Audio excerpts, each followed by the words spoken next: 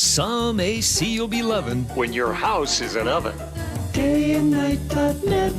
Hi, I'm Bruce with Day and Night Plumbing and Heating. Call us about installing a high-efficiency cooling system or servicing your existing one so you're cool when you need it. Call now to get 10% off an air conditioner or heat pump. Plus, no payments or interest for a year OAC. dayandnight.net. Eggland's Best. The only eggs with more fresh and delicious taste plus superior nutrition. Eggland's Best. Better taste, better nutrition, better eggs. When it comes to making plans, you are the best. What about those round trips, which are perfect on your way there and perfect on your way back? Or those meetings with friends, surprise parties, camps, birthdays. The same way you plan for the important moments, start planning to protect you and your loved ones from a natural disaster. Sign up for local weather and emergency alerts. Prepare an emergency kit and make a family communications plan. Get started at ready.gov/plan. Brought to you by FEMA and the Ad Council. You're not at your house. You're at a lavish seaside estate. You're not walking the dog. You're hunting for clues in an Agatha Christie mystery. See it differently with Britbox. Stream an endlessly entertaining collection of British TV, including new original series, Ludwig, starring David Mitchell. Bit awkward, really. I think I might just have solved a murder. And Outrageous, a scandalous true story. Seems there's a political extremist in every family these days. See it differently when you stream the best of British TV with Britbox. Your best source for local news. KIRO Newsradio, KIRO FM and HD1, Tacoma, Seattle, Northwest News. This is CBS News on the Hour, sponsored by Progressive Insurance. I'm Cammie McCormick. Sean Diddy Combs now waits to hear his sentence after a mixed verdict in his trial. Michael Wallace reports. The jury found the rapper not guilty of racketeering, conspiracy, and sex trafficking, but did convict him of 2 lesser prostitution counts. CBS's Christina Kaufman was in the courtroom. He kept making prayer hands and mouthing thank you to the jury members. Doug Wigder is the attorney for Cassie Ventura, who accused Combs of forcing her to take part in drug-fueled sex parties. We're hopeful that ultimately he receives a substantial sentence for what he's done. Legal analyst Laurie Levinson on what comes next. He now has a shot of bail pending his sentencing. His sentencing is unlikely to be the maximum of 10 years on each count. And now he'll have to go about trying to figure out how he'll repair his position or reputation in society. Republican leaders in the House are pushing toward a vote on President Trump's tax and spending cuts package, but Linda Kenyon reports there's opposition within their own party. Holdout conservatives and moderates alike have misgivings about the bill. Members of the House Freedom Caucus, for example, say the bill does not contain dollar-for-dollar spending reductions to offset tax cuts. Some House moderates say the cuts to Medicaid go beyond waste, fraud, and abuse that President Trump has cited and will leave millions of Americans without health care. Fiscal hawks like Ralph Norman of South Carolina have said the bill must be revised, and that would mean it would have to go back to the Senate, likely missing the president's July 4th deadline.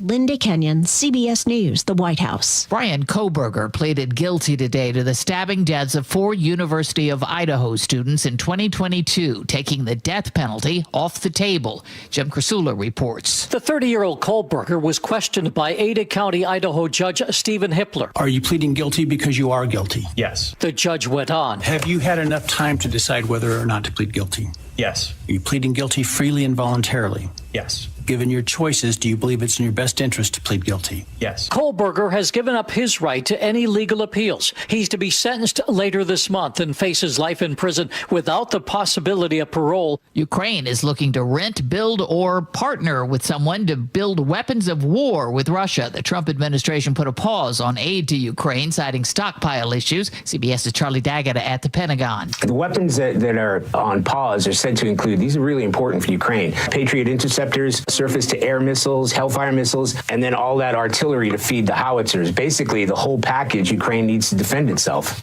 Ukraine summoned a U.S. diplomat to explain the decision. On Wall Street, stocks are mixed. This is CBS News. Progressive Insurance, with insurance for cars, home, boat, motorcycles, RVs, and commercial vehicles at 1-800-PROGRESSIVE and Progressive.com. Why the father of one of Brian Coberger's victims refused to go into the courtroom today. That story coming up at first. From the Beacon Plumbing Traffic Desk in Seattle, a disabled vehicle is partially blocking the I-5 southbound off-ramp to Northgate Way. In Tukwila, a crash is blocking the northbound I-5 off-ramp to State Route 599. I'm actually seeing a crash on I-5 northbound near South 144th in Tukwila that has traffic jamming up right in that area. And it's a slow slog along JBLM. Travel time Tacoma to Olympia, 54 minutes, 20 longer than typical. Traffic brought to you by Northwest Hope and Healing. Join them for Life in Color August 17th, honoring those impacted by cancer. Get tickets at nwhopeandhealing.org. KIRO News Radio 97.3 FM, Northwest News. Now, the latest from KIRO News Radio and mynorthwest.com. Good afternoon, I'm Heather Bosch. I have a written plea agreement which indicates the defendant will plead guilty to... A judge today accepting Brian Coberger's guilty plea to the murders of 4 University of Idaho students in 2022.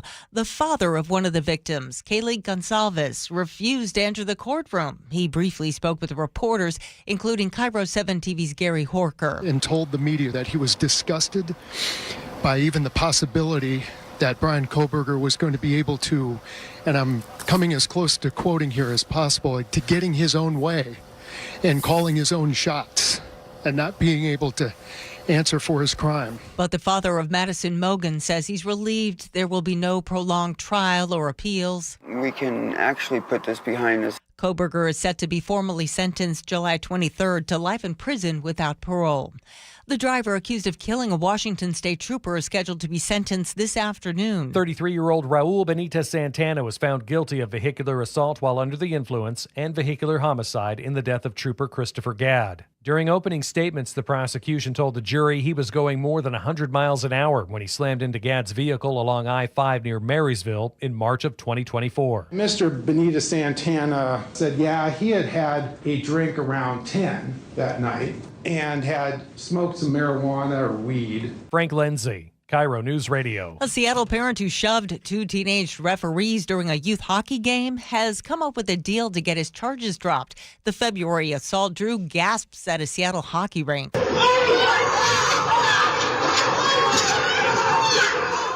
KIRO 7 TV reports Ariel Cortez Gonzalez has agreed to do community service, take an anger management course, and pay a fine.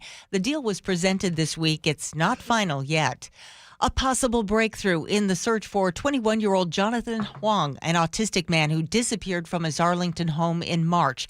His family tells KIRO 7 TV they looked at Ring camera images recently taken in Kirkland. Hey, look at this. This looks like Jonathan. The family is searching the Kirkland neighborhood today. This weather update brought to you by State Roofing and Exteriors. Partly sunny today with highs in the upper 70s. It's 67 in downtown Seattle. I'm Heather Bosch. Your best source for local news, serving Western Washington and the world with a KIRO News Radio app. Always streaming live on your smart speakers. You're listening to KIRO News Radio, Northwest News. It's the all-new Jake and Spike Show on KIRO News Radio. Welcome to the show. Happy Wednesday, July 2nd, everybody out there. I'm Jake Skorheim, sitting alongside Spike O'Neill. Hey, brother. Spike, we got a lot of stuff to get into. We're going to jump right in. First things first here, and this is a day for courtrooms. This is a lot. It's like we're Courtroom TV almost. Yeah, everywhere, all the same time. And it's not the precedent for a change, which is wonderful. Refreshing. How bizarre is this that we have the Coberger plea hearing? Yeah. And the Diddy, because the Diddy, what is it? The verdicts came in yesterday. Yesterday was like a hung jury on the most 4 of the 5 charges. They said we have a decision on 4 of the 5 charges, but the judge said, all right, go back in, keep deliberating. We don't want to do this over again. Was the judges? We don't want to have this whole thing start all over again. But the idea that these are both coming down at the same time after all of the months and years that we've been following these multiple cases is really bizarre. All right, so let's get into the Coberger ones first. We have some audio for you. I was watching. Did you watch the live stream of this? A hearing? No, I did not. I did not. Okay. I got to tell you, I'm already sick of this guy's name. I'm sick of hearing it already. Yeah, I'm sure. Laura, I know you watched it because you gathered some audio for us. I wonder if you had the same reaction I did. I found myself watching really intensely as I was watching it. And I kind of was like, everything else is blocked out, and I'm watching this plea hearing, And he's in the courtroom. He walks in and he sits down. And the feed that they had for everybody it was like 3 cameras. You have 1 camera on the defense team. You have 1 camera on the prosecution team, of which there were like 5 of them or whatever. And then you have the judge. But behind the prosecution team, and maybe like a little sliver behind the defense team, you can see the families in the courtroom. And so my eyes are bouncing all around because I'm watching the defense, which to me looked like kind of deflated, like here we are, we're taking this plea deal. But I got the sense as I was watching it that obviously they didn't want this to end here. They took the plea, they ended up doing the plea deal, which is the prosecutors. The prosecutors looked deflated to me. It's their decision, though, whether or not they want to take the plea. Right. The defense is looking fairly perky, like, hey, this is a best case scenario for us because the evidence that they had against this guy is beyond a shadow of a doubt. And they read it in court. I didn't realize that was part of the plea process. Yeah. Was where they actually give the prosecuting attorneys the opportunity to say, hey, what evidence would you have proved in this case against this guy? And then he stands up and he reads off this laundry list of things. And you go, there is beyond a preponderance of evidence here that this guy was guilty.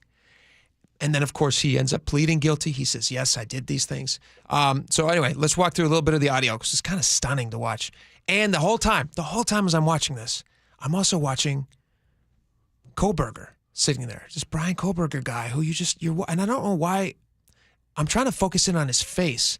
And I had the same feeling as I was watching, like I've seen, I wasn't old enough at the time, but I've seen since like documentaries and stuff of like the Ted Bundy various trials that he was in, or like the Gary Ridgway trials, these horrible, horrible, monstrous people who do these horrible things.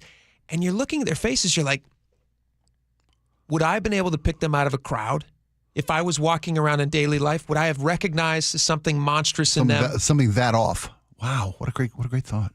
Because you have this protection thing that kicks in where you're like, I want to be able to protect myself and my family from, and would you recognize these things? And I don't know that we would. So I'm interested in why people are so interested in these types of stories. I understand the Coberger one's major news. I know why people are interested in this one. Yeah, it's an attack on the entirety of, everybody, every family. And you want justice. When you see something wrong, you want justice. It's like in our nature.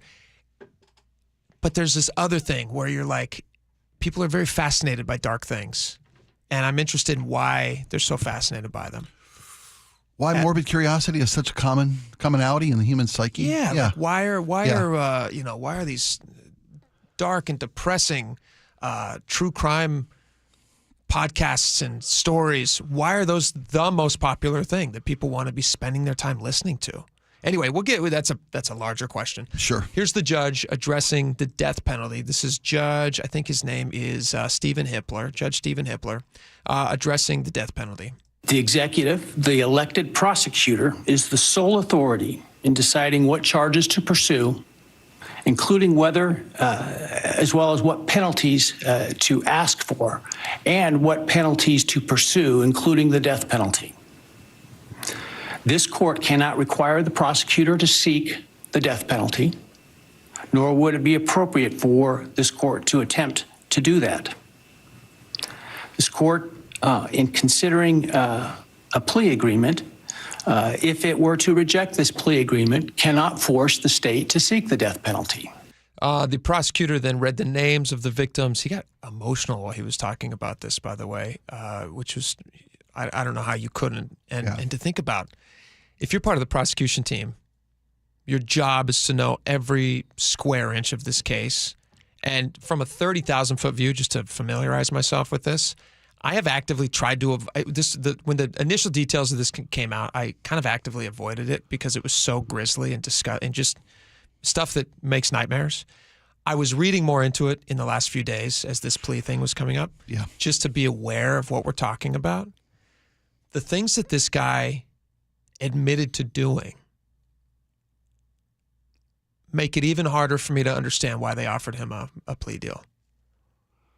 Given the amount of evidence that they presented today to the court that they had on this guy, this was dark. Dark. Inhuman. It's hard to fathom how anybody could be this broken, this twisted, this screwed up, this monstrous. Yes. To commit this heinous of a crime against these 4 innocent people and the families and the community at large. But, it's funny when you say that and the horrific details that you've kind of gone back over, refreshed in the last few days. Imagine years of that now. Imagine years of going through that on a regular basis. That's if it bleeds, it leads basis. This just the plea deal alone is wall-to-wall coverage on a national scale. And the horrific nature of this crime and our propensity to be morbidly curious as a society, I mean, I can understand why some of the families, or at least one of the families, is saying, look, we're happy that we don't have to go through this. Behind us. We're happy that we have a resolution that we know is going to be rock solid. The guy's never going to breathe free air. For some people like yourself and myself and the families, breathing any air is a little too much for my taste for justice, and if not vengeance. Mine borders on vengeance. I can admit, as a parent. Listen, I'm a Bible reader. Vengeance is mine, saith the Lord. I understand the reason. You go to Old Testament has I understand the reason why you want to try to remove that from your instinct, because that can eat you alive. It does a lot of damage to yourself. It can eat you alive, and I understand that. That's why we have forgiveness and everything. I get it. Yeah. But there's also justice that should be served. Yeah. And in this case, this guy, what he did to these poor victims. I don't even want to say it on the radio because there might be some people with kids. You said something yesterday, though, buddy, that it just rang true to me and cut through. What they call it, prison justice. That might happen. I mean, that happens. It does happen, and I saw that. And again, that satiates the father in me who wants.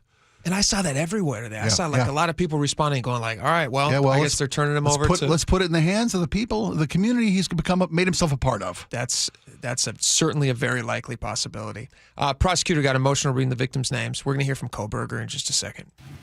Mr. Coberger entered the residence at 1122 King Road in Moscow, Idaho. He did that with the intent to kill. We will not represent that he intended to commit all of the murders that he did that night, but we know that is what resulted, and that he then killed intentionally, willfully, deliberately, with premeditation, and with malice forethought. Maddie Mogan, Kaylee Gonzalez, Ethan Chapin, and Santa Cruz. Thank you. Thank you. All right, so then they gave Coberger, the judge read through it's a long process, but he basically says, do you understand everything you're being charged with? Are you freely admitting to these things? Do you understand that you're going to waive your right to any future appeals and all these different things, which he agreed to? But this is Coberger pleading guilty. The murder of Madison Mogan. Guilty. For the murder of Kaylee Gonzalez. Guilty. First-degree murder of Xana Kernodle. Guilty. Ethan Chapin. Guilty. I watched this whole thing, and again, it was pretty long. I spent my whole morning watching this. Yeah. There was some stuff that happened in the courtroom before they get to the guilty part, some just procedural things, which we'll get into a little bit more here in a little bit. The judge addresses the response from the public. He's not happy about it, and he's saying that we've been getting a lot of calls from you, and I'm not listening to any of those, and I would never listen to any of those. Oh, wow. And I've referred those to law enforcement where necessary. People calling in upset about this, bugging him and his staff. He says it's been a real inconvenience for him and his staff. If I were him, I would just get to the plea part, and I would not be, spending my time saying these things. But again, I'm not a judge in this case. I'm, whatever. You asked yesterday, you think there's a chance that the public outcry over this decision will lead to a change? He made it clear that it wouldn't. Yeah, he made it absolutely clear that it wouldn't. He also made it clear, and I thought this was interesting. He's talking to the defense team, and he goes, does everybody understand that him agreeing to this and then even admitting to it today doesn't mean that if this falls apart sometime down the road before the sentencing, that it couldn't go back to trial, and then those words could be used against him. Which is interesting. And I'm just sitting there thinking, is it possible that the prosecution team this is like something extra that they're doing to secure an admittance of guilt, and then they're going to spike it somehow and then go back to the trial, and then they'll have this on him? I don't think that's going to happen, but it's a possibility. So, all right, a lot of other stuff to get to. We'll get some more on the Coberger stuff later. I'll play this clip. I shouldn't be so picky about this, nitpicky, but this Judge Stephen Hippler, where he reprimands everyone for calling in and being upset about it and disrupting him and his staff. It's interesting, and I'll play it for you in just a little bit, and you give me your feelings on it. All right, Diddy, also acquitted. I think he was prosecuted on 2 of 5 charges. He was acquitted of sex trafficking. He was acquitted of the sex trafficking and racketeering charges, which could have landed him in life in prison. That was a lifer. Yeah. Those were the most severe ones. Yep. And that was the one that everybody was kind of like, yeah, those are going to stick. Were you surprised by the lack of prosecution today? In No. When we asked yesterday how you think it was going to go, I thought the fact that it was like the defense put up no defense except saying it was consensual, and the prosecution brought up witnesses that were called out and proven to be liars on the stand, that were discredited in court, and the defense thought they pretty much had this. Had accomplished what they, or more to the point. They might have been kind of right. Well, because you made a point again yesterday that it's the burden of proof is on the prosecution, not on. All Diddy's got to do basically is claim and show enough evidence to say, look, this was consensual. Look at all the text from her. Yeah. Looking forward to this, blah, blah, blah, whatever. Literally. Yeah. So, yeah, I wasn't surprised. So the Seattle Times broke down what he was convicted of, which is interesting. So he was convicted of flying people. This is from Seattle Times. Combs was convicted of flying people around the country, including his girlfriends and male sex workers, to engage in sexual encounters, a felony violation of the Federal Mann Act. It's charged of punishable. Even consensual, that's illegal. Yeah. That's the thing. Yep, because he flew him across state lines. The charge is punishable by up to 10 years in prison, but Combs' lawyer said that under federal sentencing guidelines, he'll likely face 21 to 27 months. Very short. Prosecutors, citing Combs' violence and other factors, said he's likely to face 51 to 63 months. Jailed since his arrest last September, he's already served 9 months behind bars. So the question then arises, will he get bail? Is he going to get out on bail between now and sentencing? And more from Seattle Times here. Lawyer for Combs asked that his client immediately be released because the Federal Mann Act crimes were a vastly different nature than the sex trafficking and racketeering conspiracy, which is why they were holding him in the first place. Yep. Assistant U.S. Attorney Maureen Comey, who was prosecuting him, said that he should remain incarcerated as a danger to the community and a threat to flee. Would you agree with? Anybody at flight risk, it's this guy. But if you are looking at possible life, you want to leave the country. If you're talking about 24, 27 months, I don't know if fleeing the country forever and never being allowed to come back is worth it. It's a matter of years now. For him. Yeah. He's going to get out. Worst case scenario, he gets out when he's what, mid 60s. Yeah, but best case scenario is out by the time he's 55. So what? Yeah, I don't think he's a flight risk. I don't think. Given the fact that they didn't get the big charges, the lifers. Yeah, I don't think he's a flight risk. Is he a danger to the community? Is he a danger to the community? I mean, they have that video of him, wailing on his. Yeah. Cassie, was she fiance or just a girlfriend? I think just a girlfriend. That's horrible, but Comey says, I do believe we'll be seeking a substantial period of incarceration. She cited evidence of physical abuse and prolific use of distribution of drugs that emerged during the trial. Side note, this is James Comey's daughter. Did you know that? I did not know that. Yeah, isn't that wild? Wow. All right, so this is one interesting thing that came out about this is I was watching this coverage, and ABC News had a legal correspondent on. They said, what are the ramifications of this verdict? Because you did have these two women, Cassie one and Jane the other, who came out and gave very public testimony against this guy who is a mogul. Yeah. And I saw some other people, like his former bodyguard, fled the country and left the country because he's afraid of repercussions. Wow. And so ABC News was talking to this legal correspondent and said, what is going to happen here? What does this say to the victims? For the victims, I think this is a slap in the face for the victims. I think this is going to deter victims from coming forward and telling their story and being the voice for the voiceless, in the sense of representing other victims that are not willing to come forward. And this is not just like any other regular domestic violence case or just any type of abuse case. You're dealing that they were stepping forward to speak against a music mogul, a person who had the key to New York City. And she's making a very good point here. This guy was all powerful. Oh, it's Diddy. You go by one name when you've made it. Yeah, when people know you by one name, by multiple one names, right? Puffy, Diddy, right. Didn't matter. Papa Diddy Pop. She's saying that this is bad news for the victim. One of the most powerful people in the industry. So just think of how scared they were to come forward and to tell their story, and scared of what could happen once they came forward. Because I'm sure with social media and people talking in the news that they have received a lot of threats and people commenting about who they are and what they've done and that they are liars. But they and they alone know what happened to them. You know what's wild about this though is and I'm sure there's cases like this in the Coberger case that we just talked about a second ago. The people who gather outside of the courtroom who want to be part of the frenzy of these public trials, like in the Diddy case in New York. You have all of these like wackadoodle. They have no connection to him whatsoever. They don't know him. They're not family. Essentially, they're like just fans or just people who think it's an opportunity to get on camera. Maybe even if it's to say something negative. So I have some Daily Mail was out there with a camera and we're just interviewing people who were showing up every single day to this trial. And it's wild, the people they draw in. So when the verdict was read, they're just losing their minds. They're excited. I'm very happy, and I feel like justice was served. And I'm lighting my victory cigar right here because guess what? Wow. I'm loving the fact that he's going to prison. Basically today the jury just It's both sides. decided that a FRICO is not a RICO. I've been to a few of his parties, and there's been nothing but generosity and positivity, and I've never seen anything negative ever. Hopefully he do get some therapy. Hopefully he does get some help. I definitely feel like he was guilty, so I'm upset that nothing happened. They are trying to bring a black man down because of his success and his money. Didn't he need to sit his... The crazy. By the way, I think we're beyond therapy. Yes. To that person's Oh, recommendation. he is who he is. Yeah. I was going to ask, now that we know he's not guilty of these horrific RICO and trafficking charges, but we know who he is.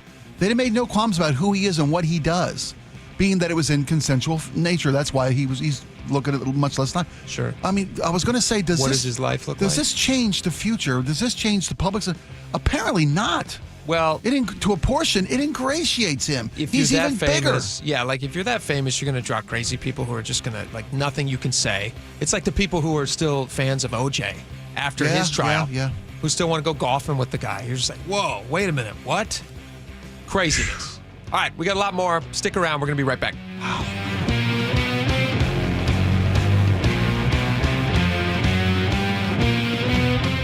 This hour is brought to you by Caesars Sportsbook at Muckleshoot Casino. You listen to the John Curley Show every afternoon? What does John listen to every morning? I listen to Charlie and Manda, get my pot of coffee going, then turn on Seattle's Morning News. And I begin to build my show that way. And you want straight news without opinion, just giving it to you with the facts. There's only one place to go, Seattle's Morning News. The perfect bookends to your daily commute. Seattle's Morning News and the John Curley Show on KIRO News Radio. Download the KIRO Newsradio app to listen anytime. Guys, did you know your testosterone affects everything in your system, including how you feel and perform every day? Right now, Revive Men's Health Seattle will check your testosterone for free. Knowing your T levels is the first step in understanding if you have low T. Your testosterone level impacts your energy, libido, sleep, weight, hair loss, mood, and even ED. Maintaining an appropriate T level can change your whole life. Most men start to see changes in their hormone levels in their 30s. Experience and results matter. So what are you waiting for? Get your T levels checked today by local, experienced, and trusted men's health experts. They've helped thousands of men since 2011. They're so confident they can help you, they even guarantee it. Call Revive today and schedule your free testosterone test, free exam, and free consultation. Call Revive Men's Health at 206-529-1111. That's 206-529-1111. Or visit ReviveMen'sHealth.com. Be advised, this is your opportunity to save up to 40 to 80% on a hot tub or swim spa this weekend only. Friday through Sunday, Angel of the Winds Arena Everett.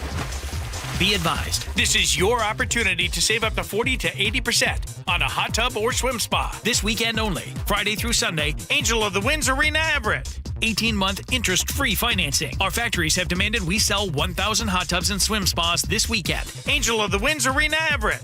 Huge factory incentives, factory rebates, this weekend only. Angel of the Winds Arena Everett. We can remove your old hot tub. Free delivery of your new hot tub. Hot tub starting at $2,999. Angel of the Winds Arena Everett. Free delivery of your new hot tub. Just relax and enjoy. Angel of the Winds Arena Everett. Friday, 2 p.m. to 8 p.m. Saturday, 10 a.m. to 8 p.m. Sunday, 10 a.m. to 6 p.m. Free admission. Free delivery. Angel of the Winds Arena Everett. Call 833-SPA-SALE or visit hottubandSwimSpaSale.com. Hey, it's Matt, your Leaf Filter Trusted Pro. Gutters are an often neglected part of the home. They're also one of the most important. Clogged, overflowing gutters can cause serious problems like foundation damage or basement flooding, which can cost thousands of dollars to fix. Let's face it, cleaning gutters yourself is not only a hassle, it can be dangerous. But when you get Leaf Filter, you'll never have to worry about cleaning clogged gutters again. Get started today by visiting leaffilter.com/radio to schedule your free inspection. If you decide to move forward, we'll professionally clean, realign, and seal your gutters before installing our patented stainless steel micro mesh system. Leaf Filter keeps out everything but the water. And it's backed by a lifetime transferable no clogs warranty. So you're protected for good. We're in your neighborhood and ready to help. Visit Leaf Filter today for a free inspection and estimate, and you could save up to 30%. Visit leaffilter.com/radio. That's leaffilter.com/radio. What's the biggest mistake you can make when selling your home? Settling for less money. That never happens with Orchard. Disappointing offers can wear you down, causing you to settle for thousands less. You don't have to settle when you sell with Orchard. Orchard reinvented the real estate industry by guaranteeing your home sale and helping you sell on the market for top dollar. First, Orchard gives you cash up front so you can buy and move into your new home first, on your timeline. No waiting, no showings, no double moves.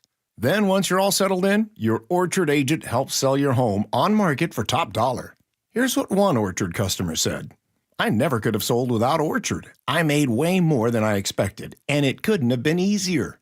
With Orchard, you never have to settle for less. Buy before you sell and get top dollar for your home with Orchard. Curious how much your home is worth? Visit Orchard.com to get your free home valuation. That's Orchard.com. Orchard.com. There's a sink at the brink and a drain that's a pain. DayandNight.net.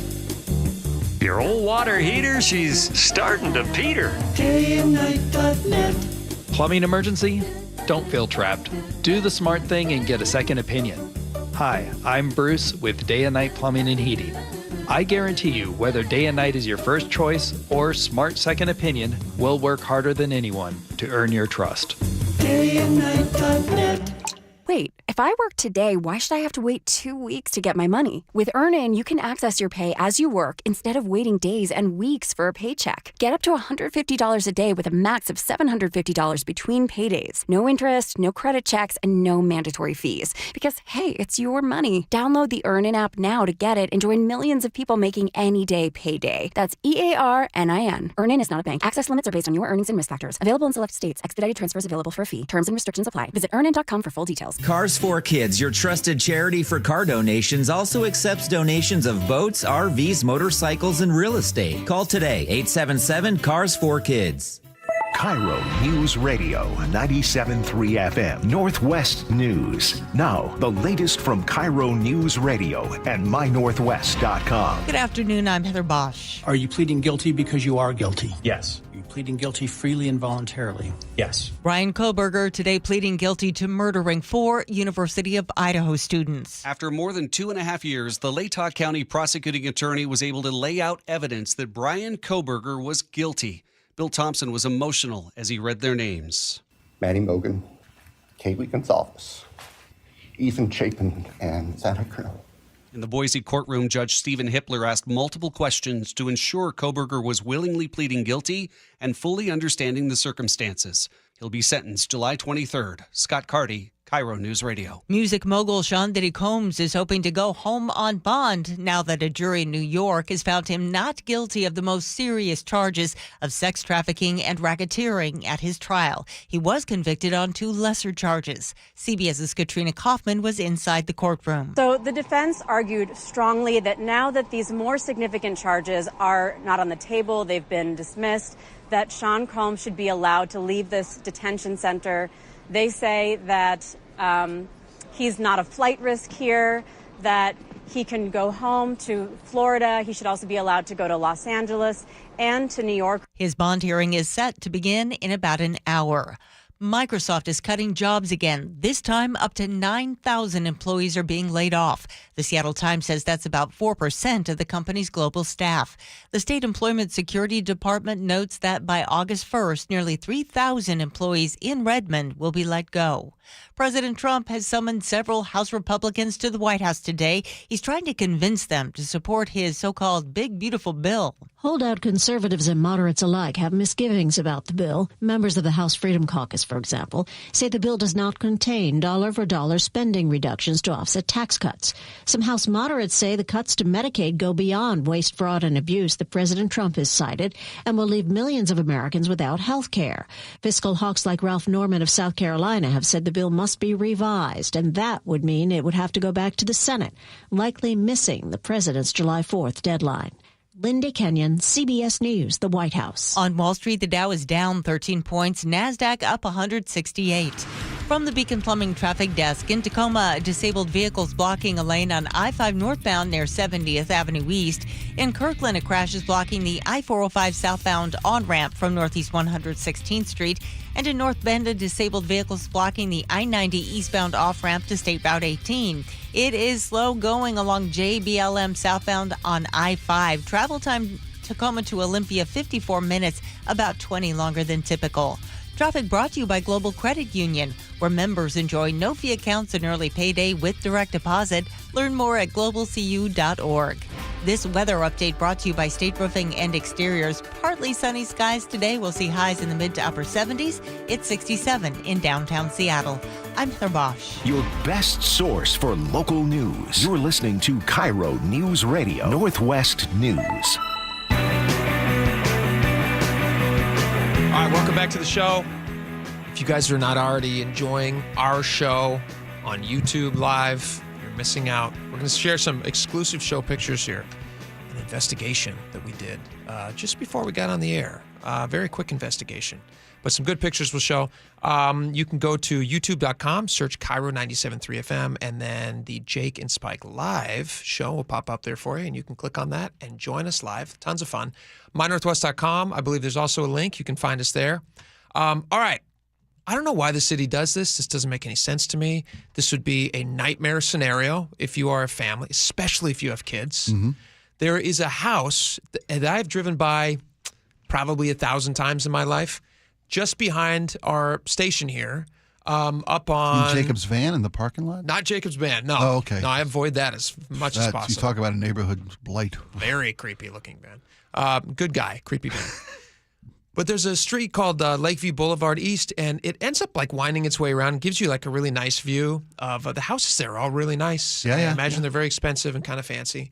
But there is a piece of property that looks like it doesn't fit in. It's a wooded area. I didn't realize it, but it's a public, like nature area, like a park. But it's not like a place where people go around and hike a ton, right? It's just like kind of a green space. Well, you're talking about the Egan house, right? That triangle house. Well, right? Is that what you're talking about? That brings me to a point. There's a house on it that is a historical, designated a historical site. Okay. I'm familiar with the house, been through it by 1,000 times as well. I had no idea it was a historical site. I didn't either. Yeah. I just thought it was, it's kind of unique architecture. It's got a really steep roof, kind of neat looking. Doesn't really look like it fits in with the typical, Seattle house. But that is a house that sits on this public park land, and the house is rented out to people. The house is privately owned, but it's rented out to people. Oh. So there's a family of 3 who rents the house out. And they woke up one morning to realize that in front of their house, which technically sits on this like public park area, there is an RV encampment that has just sprung up and a chop shop. And I went over there and I took some videos or some pictures, and we can share these with the audience. This would drive me insane. I'm going to show you some pictures here, and tell me what you think about this, Spike. I think the first picture we got these pictures here of the gate where the house is, and then as you can see right next to the gate is all these RVs that have started lining up. Oh. And clearly chop shop, and clearly stolen vehicles, trash, really? Disgusting mess. Do we have some of these, Laura? Let's pull these up here. If you're enjoying the video. Wait, give me a minute. All right, Sorry. No worries. I mean, we've all seen these RV encampments pop up from time to time and place to place. Cities have had to set up those big concrete blocks to stop RV parking in various locations. Yes. You have to come in and periodically sweep these things out. And they're generally they build up over time. This one, the lady describes in this piece that Como has, which is really interesting. She says she literally came home after being gone for a day, and all of the road was covered with these disgusting RVs and what clearly looks like stolen, broke down vehicles and the people who would occupy them. And so she's trying to figure out how to get the city to move them. So you go on that like Fix It, what is it called? The Fix It, Find It app, Laura? Is that what this is called? Find it, fix it. Find it, fix it. You can make a little note there that says, hey, there's something here that needs to be addressed. It's how you take care of your neighbors who aren't being responsible homeowners usually, right? That's kind of the... Sure. Is it also in bigger scale, though, for stuff like this? You see like cars and stuff that are left behind. It's been sitting there. It's on a block. It's in front of my house. So, all right, let's show some of these pictures, unless we're not quite ready for that yet. We're not ready for that yet. All right, so Andrea Suarez, who's with an organization called We Heart Seattle, actually went out to the scene and was talking to the parents and was talking to the woman who did not want to be identified for obvious reasons. This is the renter of this house. This is the renter of this house. But just imagine waking up, you have a kid, and these people are outside your property at all times. They now live there.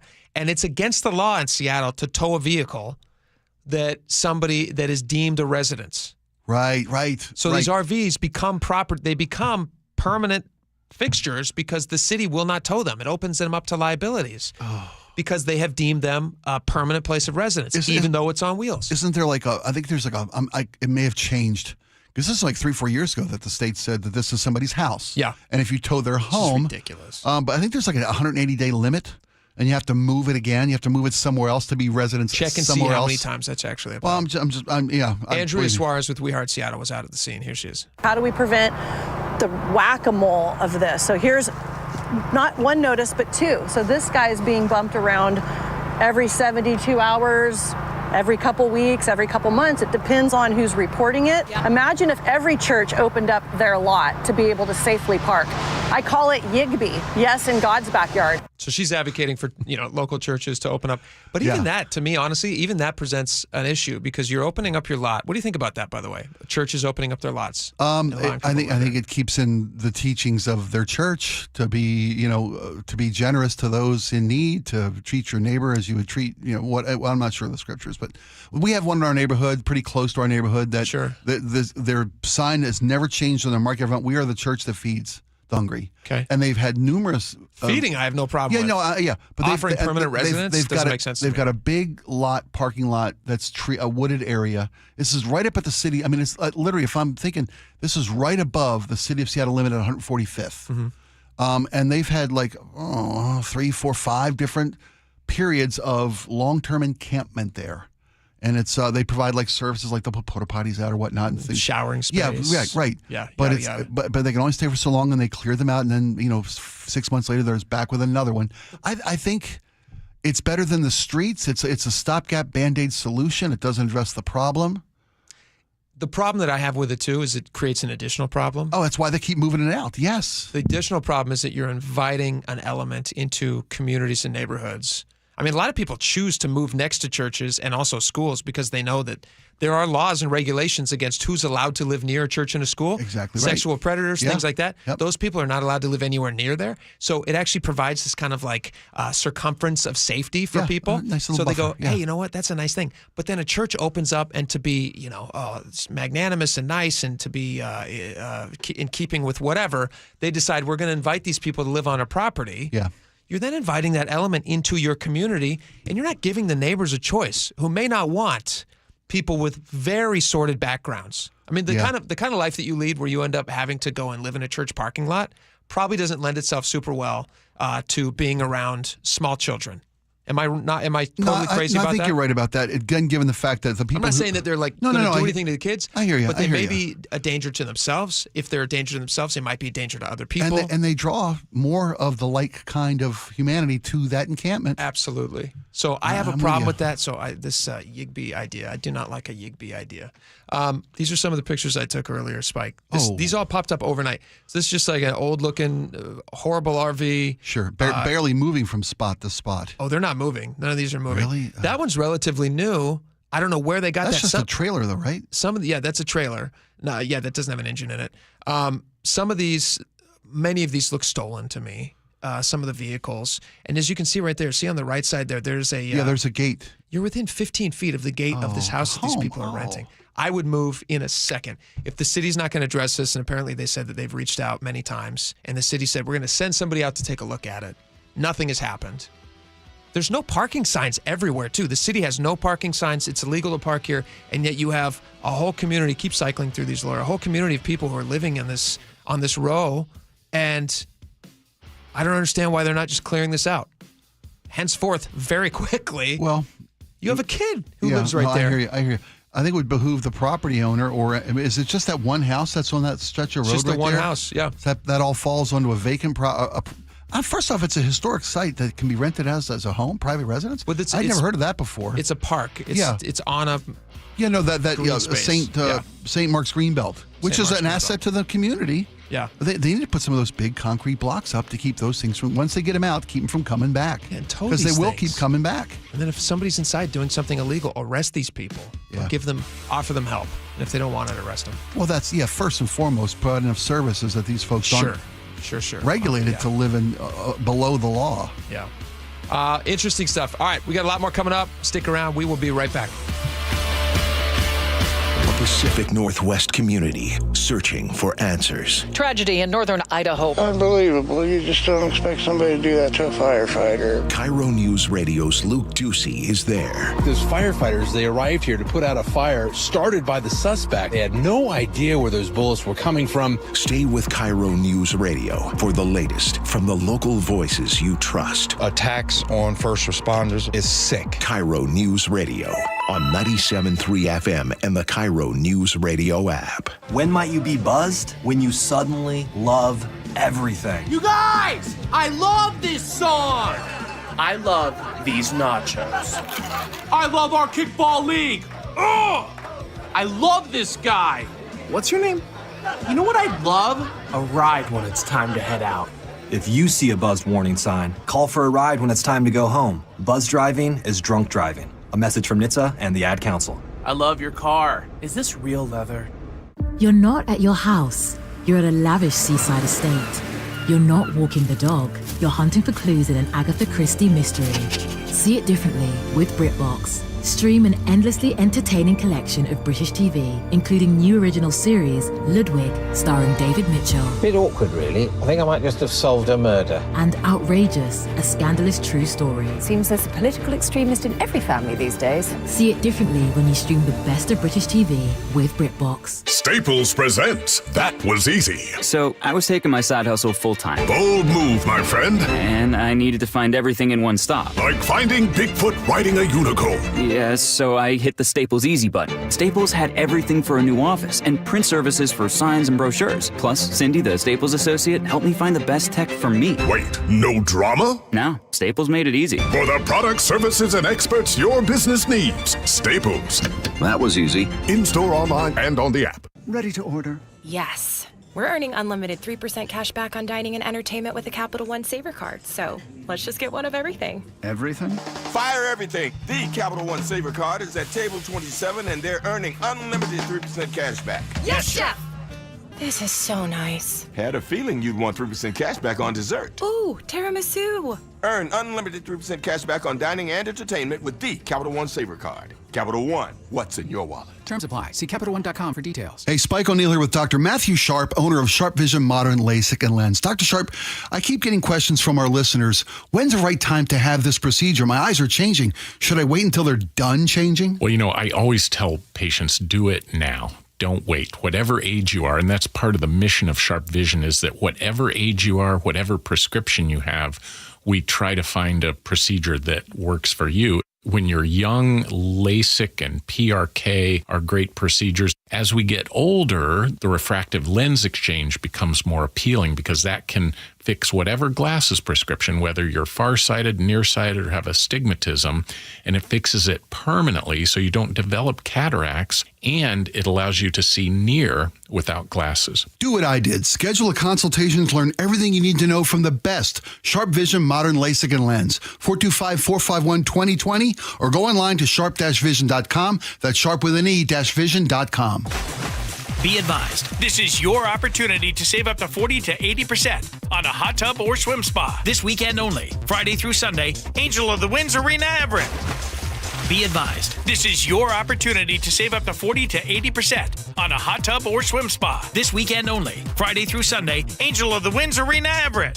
18-month interest-free financing. Our factories have demanded we sell 1,000 hot tubs and swim spas this weekend. Angel of the Winds Arena Everett. Huge factory incentives, factory rebates, this weekend only. Angel of the Winds Arena Everett. We can remove your old hot tub. Free delivery of your new hot tub. Hot tub starting at $2,999. Angel of the Winds Arena Everett. Free delivery of your new hot tub. Just relax and enjoy. Angel of the Winds Arena Everett. Friday, 2 p.m. to 8 p.m. Saturday, 10 a.m. to 8 p.m. Sunday, 10 a.m. to 6 p.m. Free admission. Free delivery. Angel of the Winds Arena Everett. Call 833-SPA-SALE or visit hottubandSwimSpaSale.com. Tired of unwanted clutter taking over your space? Well, say goodbye to it all with Happy Hauler, Seattle's eco-friendly junk removal service. Tune into KIRO News Radio, 97.3 FM or KTTH AM 770 for Home Matters, featuring Happy Hauler this Saturday at 2 p.m. Discover how Happy Hauler can help you declutter and reclaim your home, all while donating as much as possible to those in need. So make yourself, your family, and your community happy. Go to happyhauler.com. Hauling with a heart. You know what's faster than your paycheck? Literally everything. It's time to get your pay up to speed. With EarnIn, you can access your pay as you work instead of waiting days and weeks for a paycheck. Get up to $150 a day with a max of $750 between paydays. No interest, no credit checks, and no mandatory fees. Because, hey, it's your money. Download the EarnIn app now to get it and join millions of people making any day payday. That's EARNIN. EarnIn is not a bank. Access limits are based on your earnings and risk factors. Available in select states. Expedited transfers available for a fee. Terms and restrictions apply. Visit earnin.com for full details. Experience the thrill of seeing orcas and humpback whales with Puget Sound Express. Join their family-run tours for guaranteed whale sightings, departing daily from Edmonds. These are Seattle's most popular and well-reviewed whale tours. Book now at PugetSoundExpress.com. 4,000 women are diagnosed with breast cancer every year in Washington state. I'm Dr. Suzette Miranda with Northwest Hope and Healing. We provide a lifeline to breast and gynecologic cancer patients. Join us at Life in Color, a brunch auction and fashion show on August 17th at the Columbia Collective in Woodinville for an unforgettable afternoon celebrating 25 years of hope and support. Get your tickets now for Life in Color on August 17th at nwhopeandhealing.org. That's nwhopeandhealing.org. All right, welcome back to the show.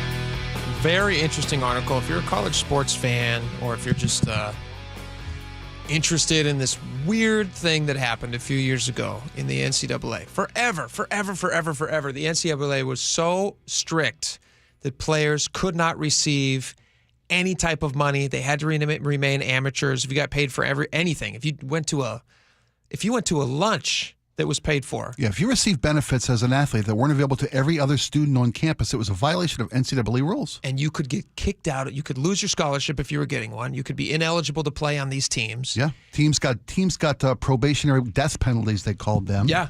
I remember when the UW got cited because Billy Joe Hobart, quarterback of the Huskies, national championship Huskies, took a job at a golf course in Puyallup and actually didn't have to work and received a paycheck to kind of be just like hanging out at the golf course. And the NCAA deemed that a violation of their rules of amateur status and compensation. Which is really horrible when you think about it, because that's actually such a really smart thing for a local golf course to do. Bring a local celeb on. Bring a local star. Yeah. People are going to want to come and use your facilities in golf. That's his job. It's just to be a cool guy hanging out. Yeah. I'm surprised they were able to get him on that. That's what led to Don James resigning from the UW, because it was... What year was that? 93. Wow.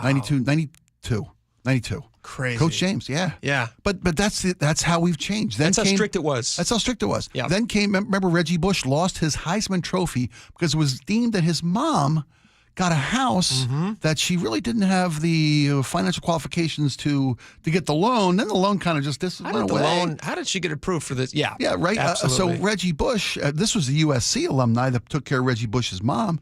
Reggie Bush forfeited his Heisman Trophy because of that. Teams lose championship status that they've earned in conference championships because of violations of NCAA rules regarding amateur status. So then you had it led to this name, image, and likeness NIL, thing, all these NIL things that were happening. And I remember I was working when I was in the NBA, as you know, as a ball boy. One of the guys who was picked up by the Sonics at the time, I think it was Mateen Cleaves, is my memory. Anyway, he was okay in the NBA. He was not like a superstar, but he was a superstar in college. Right. And he had some amazing March Madness experiences. Okay. Now, his jersey was like the number one selling jersey for a while. Right. When he was playing, I think he played for Michigan. I could be off on that one. But he was telling me at the time, because he was kind of lamenting back in the day, he was telling me like, man, you would not believe the amount of money I could have made on my jersey sales. That the school made. And the school made it because they own these players' names, image, and likeness. Yep. They could sell that image to video games. The school would get the profits. Just think about how crazy that is. Anyway, so in a multi-billion-dollar industry, of course, built on the backs of student athletes who are making nothing and making incredible sacrifices of their time to put themselves. I mean, I know they get the college experience and the college education without charge. That's the benefit of a scholarship. But when the amount of money billions and billions of dollars being made from these universities on the backs of these student athletes, a lot of which never go pro, never see the payday. Vast majority, yeah. So vast majority. So changes were made, and now we've turned another corner. Now we've turned another corner, which is interesting. And there's a new rule, NCAA's House settlement, and the House settlement was finalized. It was actually a case called House v. NCAA, finalized in June 6th of 2025. Marks a significant shift in college sports. You can read about all this at mynorthwest.com by allowing direct payments to student athletes. So think about that shift. Colleges now can directly pay student athletes to the tune of each college can pay up to $20.5 million annually, not to individual students. No, that's across their student athlete body. I suppose they could pay it all to one if they wanted to, but that would be probably money poorly spent. You want to spread that around a little bit, but that number's going to increase. But there are schools who are opting out of doing it. And there is a case in Montana, which is kind of interesting. University of Montana, go Grizz, versus the Montana State Bobcats, who are...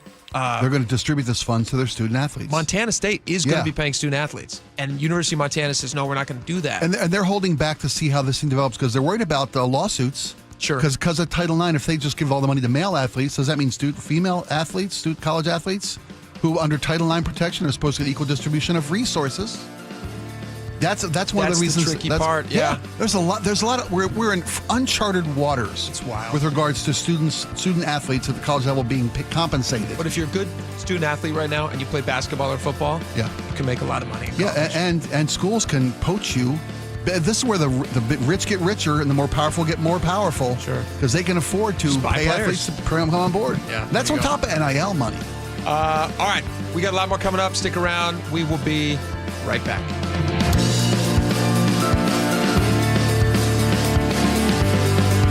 Just invested in new gutter guards to keep the junk out. So why are they clogged with moss and gunk? Well, here's the missing link between just any gutter guards and ones that actually work. You see, most gutter guards, sure, they stop leaves, but they don't stop what grows on them. Moss, algae, grime, they take over, turning your new gutter guards into a plugged, soggy mess. And that's where Moss Eater's gutter guards come in. They're changing the game. It's the only gutter guard with copper-infused tech. That means moss, algae, and gunk won't grow on it. It's like having a built-in Moss Eater on your home. And look, at Moss Eaters, we're not just going to install your guards and then let you fend for yourself. No, we're going to maintain your roof too. Because a clean roof and clog-free gutters means no water, no leaks, and no stress. Get the only gutter guard that truly fights back. Call Moss Eaters at 206-531-7800 or visit mosseaters.com today. That's 206-531-7800 or online at mosseaters.com. Drivers who switch and save with Progressive could save hundreds. With that kind of money, you could go big time on a fancy water bottle with ultra titanium alloy metal.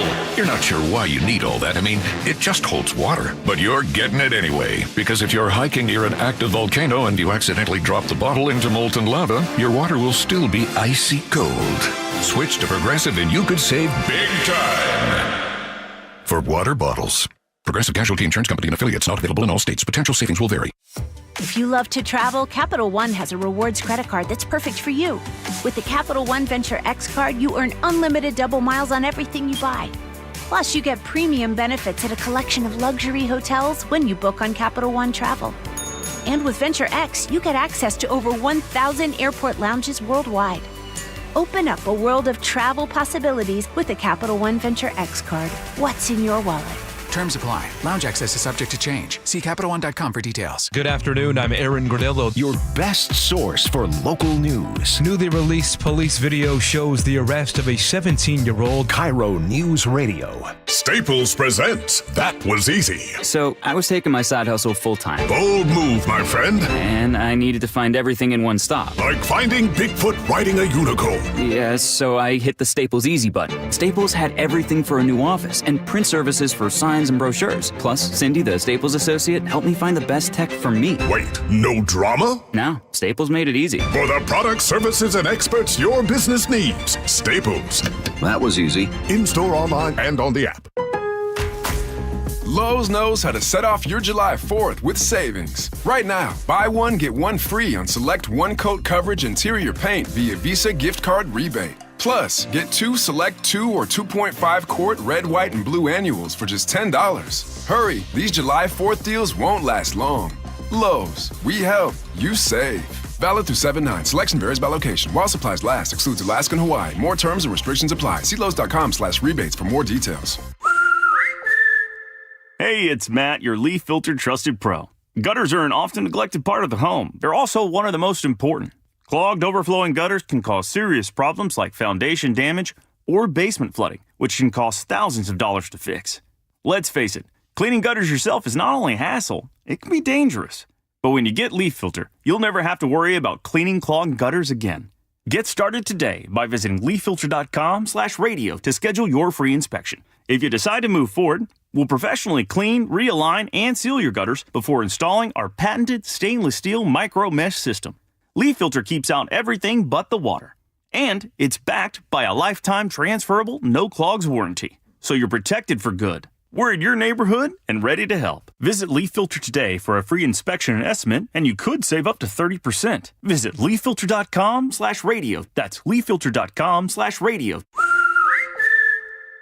Make your first lawn move with the reliable performance and power of Steel battery tools. Hedge trimmers, mowers, string trimmers, and more. Shop in-store or online at steeldealers.com. Your best source for local news. KIRO Newsradio. KIRO FM and HD1. Tacoma, Seattle. Northwest News. This is CBS News on the Hour, sponsored by O'Reilly Auto Parts. I'm Cammie McCormick. Sean Diddy Combs has been acquitted of the most serious charges against him, including racketeering. CBS's Jerika Duncan outside the courthouse. He kneeled down, he put his hands on the chair, and he prayed. When we saw his family come outside, they usually are quick to get in and get out, but today they took their time. They were smiling. They were thankful, obviously. Legal analyst Jessica Levinson. He could theoretically serve up to 20 years, 10 for each count.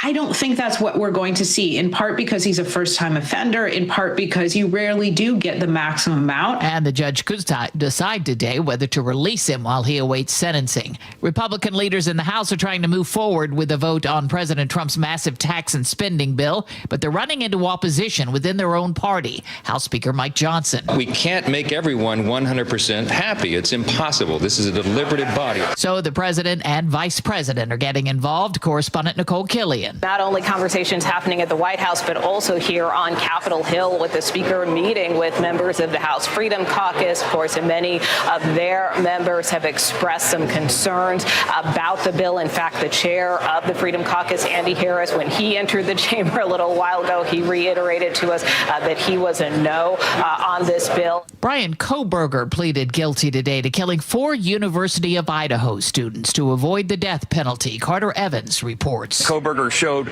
zero emotion in the courtroom.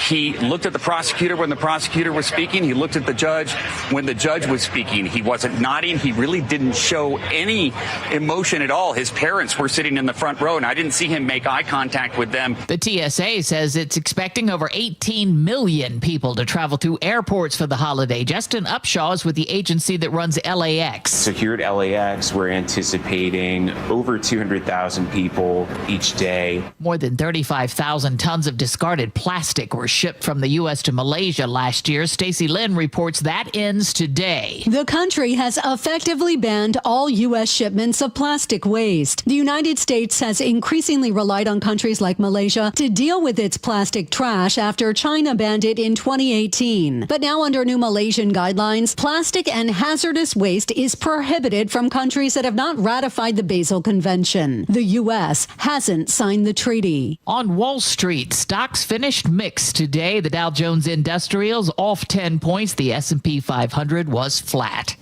This is CBS News. Think O'Reilly Auto Parts for all your car care needs.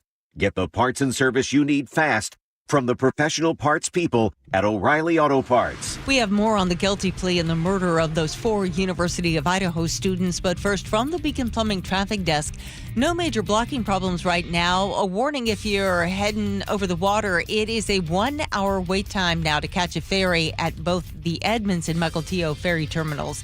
And it's a slow slog on I-5 southbound along JBLM. Travel time Tacoma to Olympia, an hour and 5 minutes longer.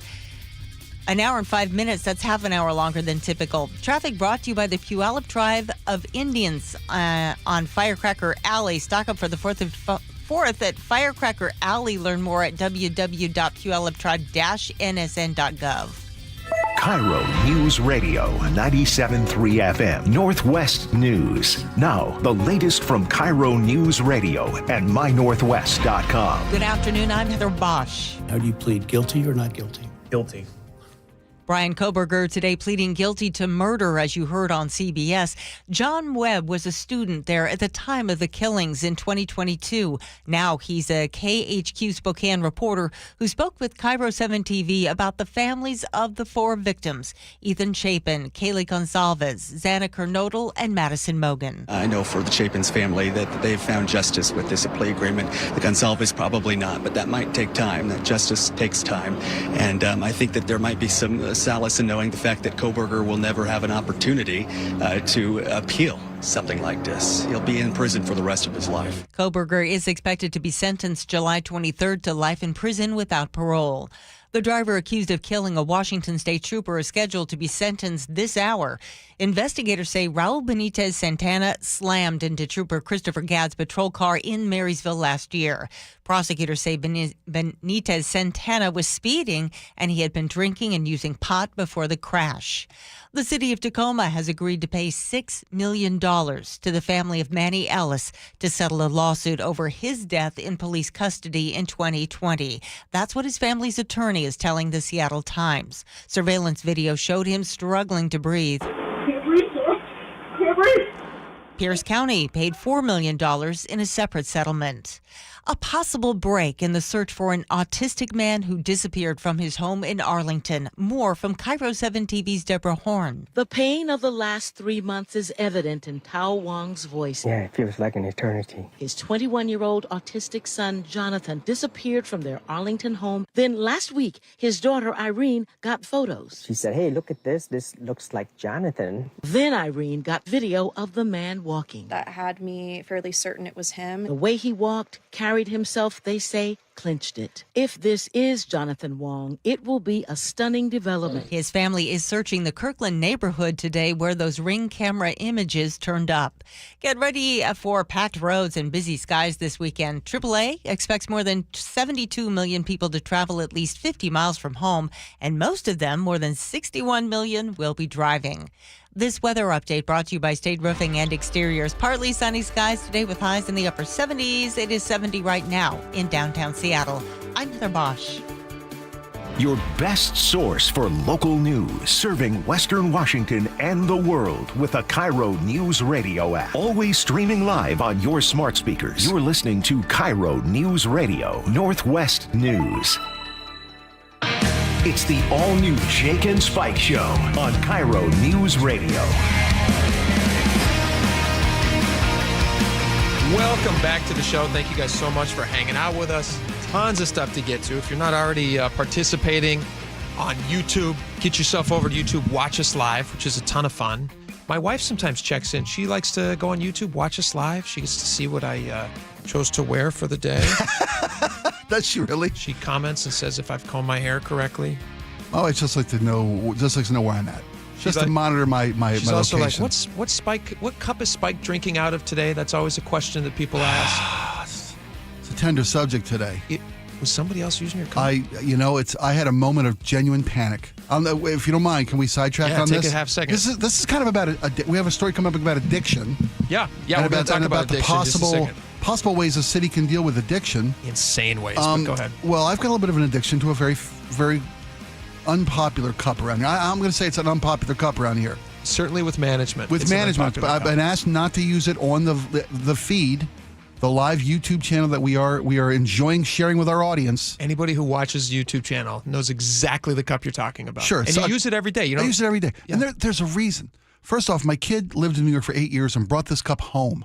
When I saw this cup come into my home from the state, all the things that came home from New York, so why would you bring that? Mm-hmm. It's like, why'd you buy it, first off, and then why'd you bring it across the country? Sure. And then, as it's sitting in my cupboard at home, I'm thinking, if I took that cup to work, first off, it would always be waiting for me. Yes. No one else would ever use that cup. No, they wouldn't. And every day, it's been in there waiting for me.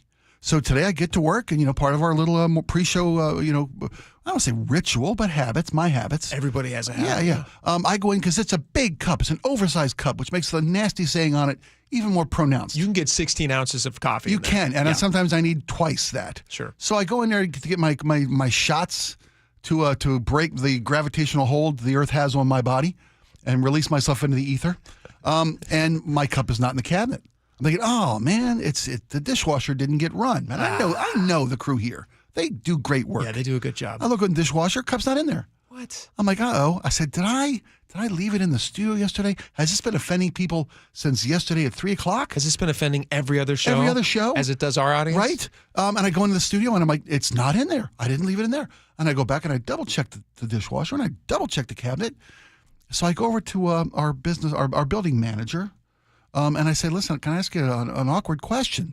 She goes, I love awkward questions. I'm like, okay. I said, my cup's a little. She goes, yeah, I know the cup. I said, was that removed by decree of management? Which is likely. Not crazy. Not a crazy out of the realm of possibility. I'm like, no, it's. She's like, and Patty, who does a wonderful job making sure we have what we need to do this job. Yeah. On a daily basis. Cares for us, cares about us. Nope, I just unloaded from the dishwasher this morning, put it in the cabinet. I'm thinking, oh, okay. Well, meanwhile, I'm starting to really jones at this point in time. Somebody has stolen it. Well, I'm thinking, okay. And Patty said somebody else must have used it. I'm like, well, I'm thinking, okay, this is nice because now somebody else is coming out to the world as somebody who, doesn't care what other people think, just wants a big cup. And I'm thinking, okay, that's kind of cool. And as I'm walking back to my desk with just your average cup anybody could grab, I guess. Doesn't quite hold enough coffee. It's my third one. I see my cup on someone else's desk. And I'm thinking, oh, okay, well. Who was it? I'm not going to say. I'm not going to say because I want to find out the dynamics first. Why don't you tell the audience what the cup says? It's very mysterious at this point. They haven't seen the live feed. Can I say coffee? It says coffee makes me. It's a 4-letter word. Yeah, it's a 4-letter word for defecate. Yeah. And it's a truthful statement. And it's a big, giant brown cup. It's a big brown cup. Sure. What else would it be but a big Coffee brown makes cup? the world go round. Sure Everybody does. uses it. It sure does. Anyway, the cup wasn't removed. Why aren't you removed. naming and shaming this person? They're probably not even aware that it had such a personal thing for you. That's the thing. That's the thing. Yeah. And then I found out that the coffee was gathered by a coworker for this person. Somebody else was kind enough to make our coworker a cup of coffee. We won't name this person, but I will say that his name rhymes with John Curley. That's who has your cup. And he should give it back. And I would also like to put forth in John's defense that his man Joe, on a daily basis, is kind and gets coffee for himself, but gets coffee for John as well. Suggestion you're making I'm to thinking, Laura? I don't know. That would be nice. Did I look Laura's way? That would be nice. Not once did you look my way. Did I subconsciously? I offered to get Spike's coffee once, like a year ago, and messed it up so badly that you were very polite. You said, thank you. Thanks a lot, I said, and I didn't. And dumped it right out in front of me. Never offered to get my coffee. Anywho, Pretty easy. It's a splash of cream. I'm all better now. Yep. I'm all better. I can tell you've really moved on in a healthy way. Ish. Seems very healthy. Seems you've really come to terms with this coffee cup that's missing. I'm good. Well, I hope you get it back tomorrow. You're just not the same without it. I can tell you want it. It fits your hand nicely. You're using that tiny baby cup, which looks ridiculous. I feel like Andre the Giant. Ugh, I hate seeing you with that cup. No, you have a cup that speaks to you, and you should be using it. Thanks. All right, let's get into this story, because when I saw this, I kind of was surprised that this is a real thing. I was surprised until I really thought about it and said, oh, yeah, no, Washington State does crazy things. We sometimes, with the best intentions, do just the WTF. I don't know kind that they're of the things. best intentions. Really? Yeah, I don't know. I can't speak to. It's like trying to figure out somebody's motive in a crime. I can't guess at somebody's motive. I don't know that somebody's intentions are always so perfect. I don't know that. Okay. And when they're constantly making bad decisions, I don't want to sit there and believe that all their intentions are just angelic. Okay. Anyway, tell let's me get why. into it. Yeah. Washington Health Care Authority Advisory Group. So Washington Healthcare, they have an advisory group, and the advisory group is Substance Abuse and Recovery Services Plan Recommendation. So the, what do they call this? The SURSAC, Substance Abuse and Recovery Services Plan. Yeah, I guess that works out. SURSAC is a group that has recommended that the state consider supplying addictive drugs directly to users to reduce overdose. I'm reading from Washington State's own plan recommendation, and they're trying to discuss right now whether or not they're going to put this into action. I tend to think that they probably will, and they would provide illegal drugs. And I'm not just talking about like fentanyl. Yeah, you're talking about the big dogs. The big dogs. Yeah. Meth. And this group, this advisory group made up of experts in their field Dangerous of addiction, drugs. of health, of public safety. Sure. Experts in their field on this advisory board are recommending that the state get into the get 'em high game. Am I paraphrasing too broadly? No, that's a good That's paraphrase. it, right? Yeah, they call it the kinder word that they call it, 2 words, is safe supply. They want to call it the safe supply. When I saw this, I was like, what? Doesn't anyone notice this? I feel like I'm taking crazy pills. So yes, but crazy pills you can trust. Yeah. That's the point. Yeah. That's a very good joke. That's the point. They say that you don't know where your drugs are coming from, so it would be better to give these people drugs that we guarantee are good and are not going to kill them. That aren't going to. I mean, if someone's going to get high, if someone's got an addiction, they can't seem to beat. You got to be first off, you got to be willing to quit your addiction before recovery will take place. That's something I've learned the hard way. Got to be ready to quit. So how does that do that? How does this do that? If it's to say we're just going to give you drugs, let's read a little bit more about it. By all means, and I'll tell you why I see them as they think they're doing a good thing. Do you think this is a good idea? Based in benevolence. Or do you want to hear more about it first? No, just tell me. Okay. SURSAC has expressed broad support to establish a system to provide safe supply services in Washington State.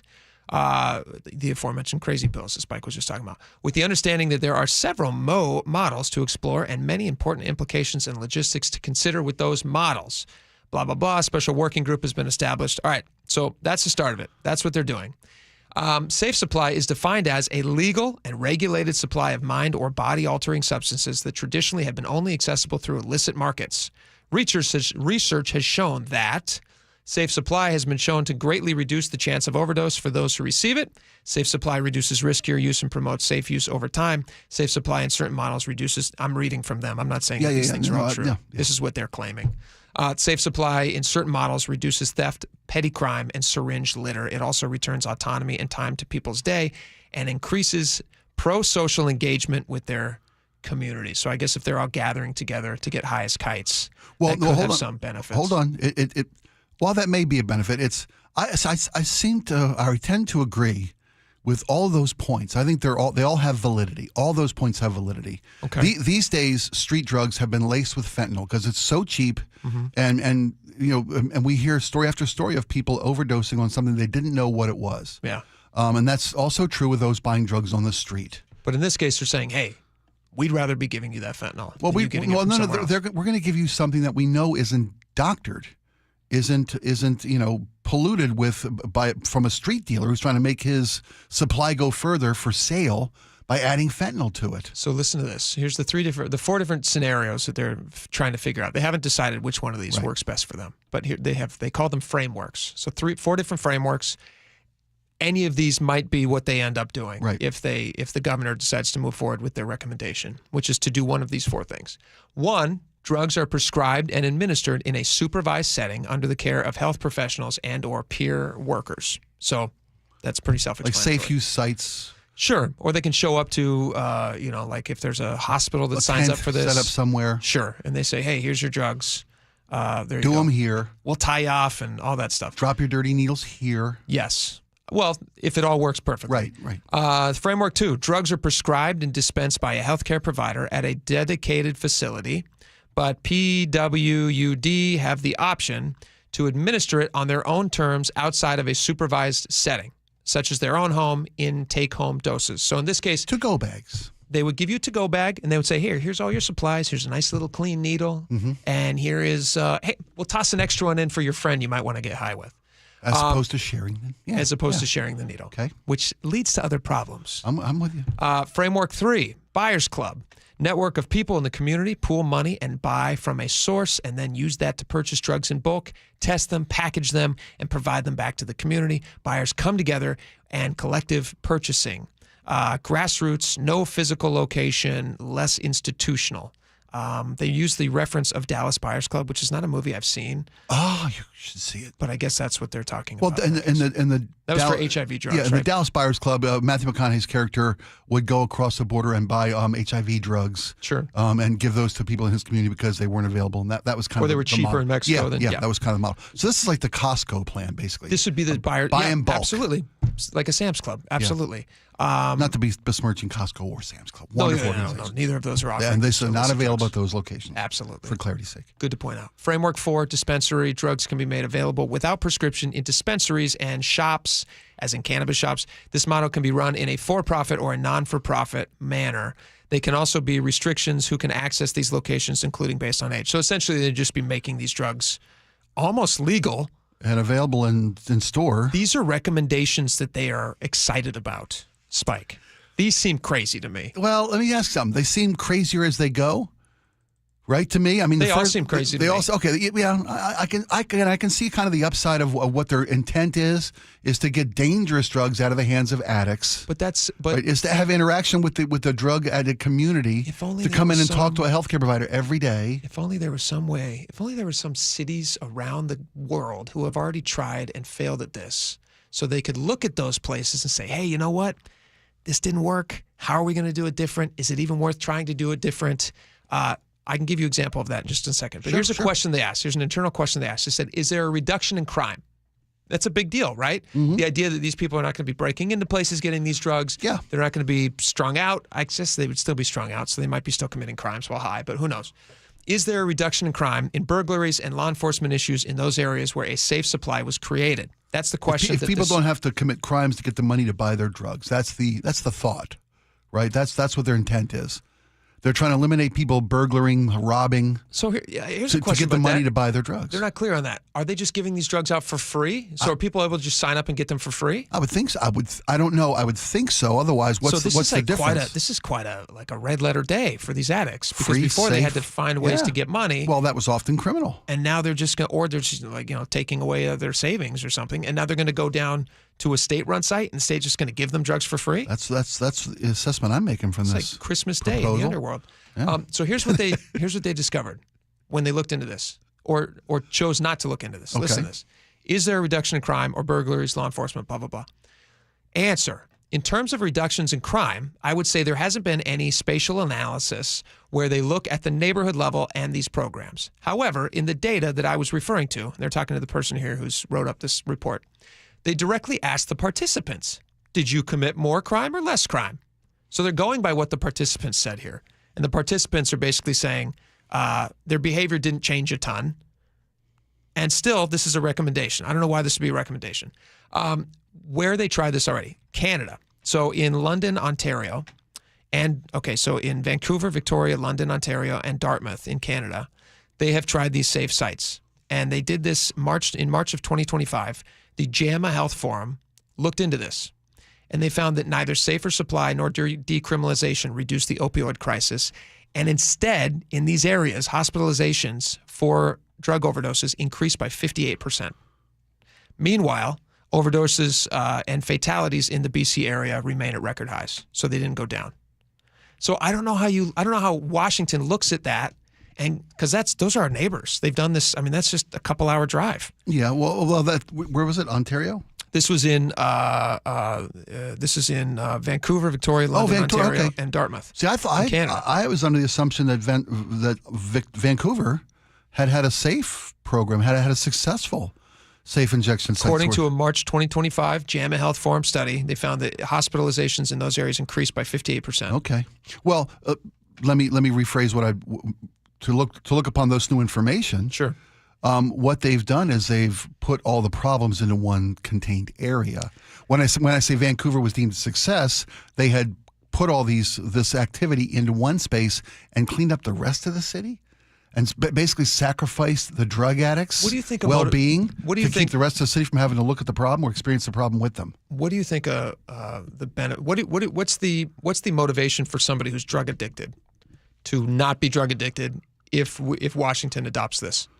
I'm not sure I understand how you're asking. The idea would be, let's get these people off drugs. Well, let's not make it easier to get, right? I think that's easier and cheaper to get. Why is that? That better be the end goal, is to eventually get people off their addictions. But how are you doing that? By giving them the thing they're addicted to? Well, I think you're keeping them alive while you long enough to stay addicted longer. You're keeping them alive while you get repeated chances to convince them that sobriety is a better option. A lot of people say on average it takes 7 times for an addict to seek recovery before they achieve recovery. I've been told that you can't convince an addict. They have to arrive at this themselves. True, but that kind of speaks to the point I'm making. The first time you can't, and I'm the first one to tell you, until you're ready to get clean and sober, you're not going to get clean and sober. Okay. And maybe the first 2, 3, 4, 5 times, you aren't ready yet. So you can be convinced to get sober. Eventually, sure. Eventually, you run out. Why don't we cut out the middleman? Let's cut out the middleman of years of being addicted, and let's just put them in a facility. Great, let's build facilities. I'm with you. Let's arrest absolutely. them. Let's arrest them, put them in a facility. If they're going to do illegal drugs that put other people in danger, what happens if somebody... And force their sobriety recovery, force their 100% withdrawals into prison. Absolutely. It's not the first time that's been proposed, and there's a lot of validity to that. Build as many sites as Washington can afford to build, some healthcare sites for these people. But the idea, and beyond that, if they have to be arrested, if they refuse to get clean in those facilities... arrest them. Hey, alligator AA. Let's surround it with moats. Put a bunch of addicts in instead of just illegal immigrants. Right? If you want to either get clean or face the gators. Whatever our most dangerous animal is in Washington State. Right. Which is technically like a Bigfoot. Yeah, okay. But since it's a mythological animal, they probably could escape that. Straighter Sasquatch, we'll call it. But yeah, just giving people drugs, this prolongs a problem. I don't think this makes a problem go faster. I think they're just trying to keep people alive by keeping them from buying drugs that on the streets that have been shown to be poison. I mean, I think, again, I always try to find what's the reason behind poison. This. Drugs are all poison. They're giving them drugs. They're saying, come and get drugs for free from us. Yeah. And they've shown our neighbors it doesn't work. Yeah. This doesn't make sense to me. I mean, it does if you're in Washington, I guess, but it doesn't make sense anywhere else. They've tried, like you said, they've tried it in so many cities. They tried it in New York, didn't work. They tried it in Sweden, Vancouver, didn't work. Didn't work. Are these idiot places, or just Washington way smarter than everybody else? I don't know. Maybe. Maybe it'll work here. Maybe. Let's give it a try. It hasn't been my experience, but maybe. All right, let's talk next about river safety. I had an issue happen with my family yesterday. I found out while I was on the air. They were at the river. Oh. They're not river people. Oh. Yeah. Everybody's okay? Everyone's fine, but we're going to get a professional on to tell us what you should do. Good, because it's that time of year. It's hot out. It's the holiday weekend. Summer's here. Perfect. Yeah. All right, we'll be right back. This hour is brought to you by Insulation Northwest. What's the biggest mistake you can make when selling your home? Settling for less money. That never happens with Orchard. Disappointing offers can wear you down, causing you to settle for thousands less. You don't have to settle when you sell with Orchard. Orchard reinvented the real estate industry by guaranteeing your home sale and helping you sell on the market for top dollar. First, Orchard gives you cash up front so you can buy and move into your new home first, on your timeline. No waiting, no showings, no double moves. Then once you're all settled in, your Orchard agent helps sell your home on market for top dollar. Here's what one Orchard customer said. I never could have sold without Orchard. I made way more than I expected, and it couldn't have been easier. With Orchard, you never have to settle for less. Buy before you sell and get top dollar for your home with Orchard. Curious how much your home is worth? Visit Orchard.com to get your free home valuation. That's Orchard.com. Orchard.com. This message comes from Viking, committed to exploring the world in comfort. Journey through the heart of Europe on an elegant Viking longship with thoughtful service, destination-focused dining, and cultural enrichment on board and on shore. With small ships that bring travelers closer to the destination, there's more time to explore. And every Viking voyage is all-inclusive, with no children and no casinos. Discover more at Viking.com. Hey, Green Gobbler here. So you've got a clogged drain in your bathroom. Water in the sink's overstaying its welcome. You're spitting today's toothpaste on top of yesterday's toothpaste. You hope that it go away. Yeah, clogs don't just go away. I make them go away. I'm Green Gobbler, the only clog dissolver you need. I'm bleach-free, safe for your pipes, and I work. Guaranteed or your money back. Because I never met a clog that was gonna unclog itself. Green Gobbler. Let the gobbler get it. You know what's faster than your paycheck? Literally everything. It's time to get your pay up to speed. With EarnIn, you can access your pay as you work instead of waiting days and weeks for a paycheck. Get up to $150 a day with a max of $750 between paydays. No interest, no credit checks, and no mandatory fees. Because, hey, it's your money. Download the EarnIn app now to get it and join millions of people making any day payday. That's EARNIN. EarnIn is not a bank. Access limits are based on your earnings and risk factors available in select states. Expedited transfer is available for a fee. Terms and restrictions apply. Visit EarnIn.com for full details. Be advised, this is your opportunity to save up to 40 to 80% on a hot tub or swim spa. This weekend only, Friday through Sunday, Angel of the Winds Arena Everett. Be advised, this is your opportunity to save up to 40 to 80% on a hot tub or swim spa. This weekend only, Friday through Sunday, Angel of the Winds Arena Everett. 18-month interest-free financing. Our factories have demanded we sell 1,000 hot tubs and swim spas this weekend. Angel of the Winds Arena Everett.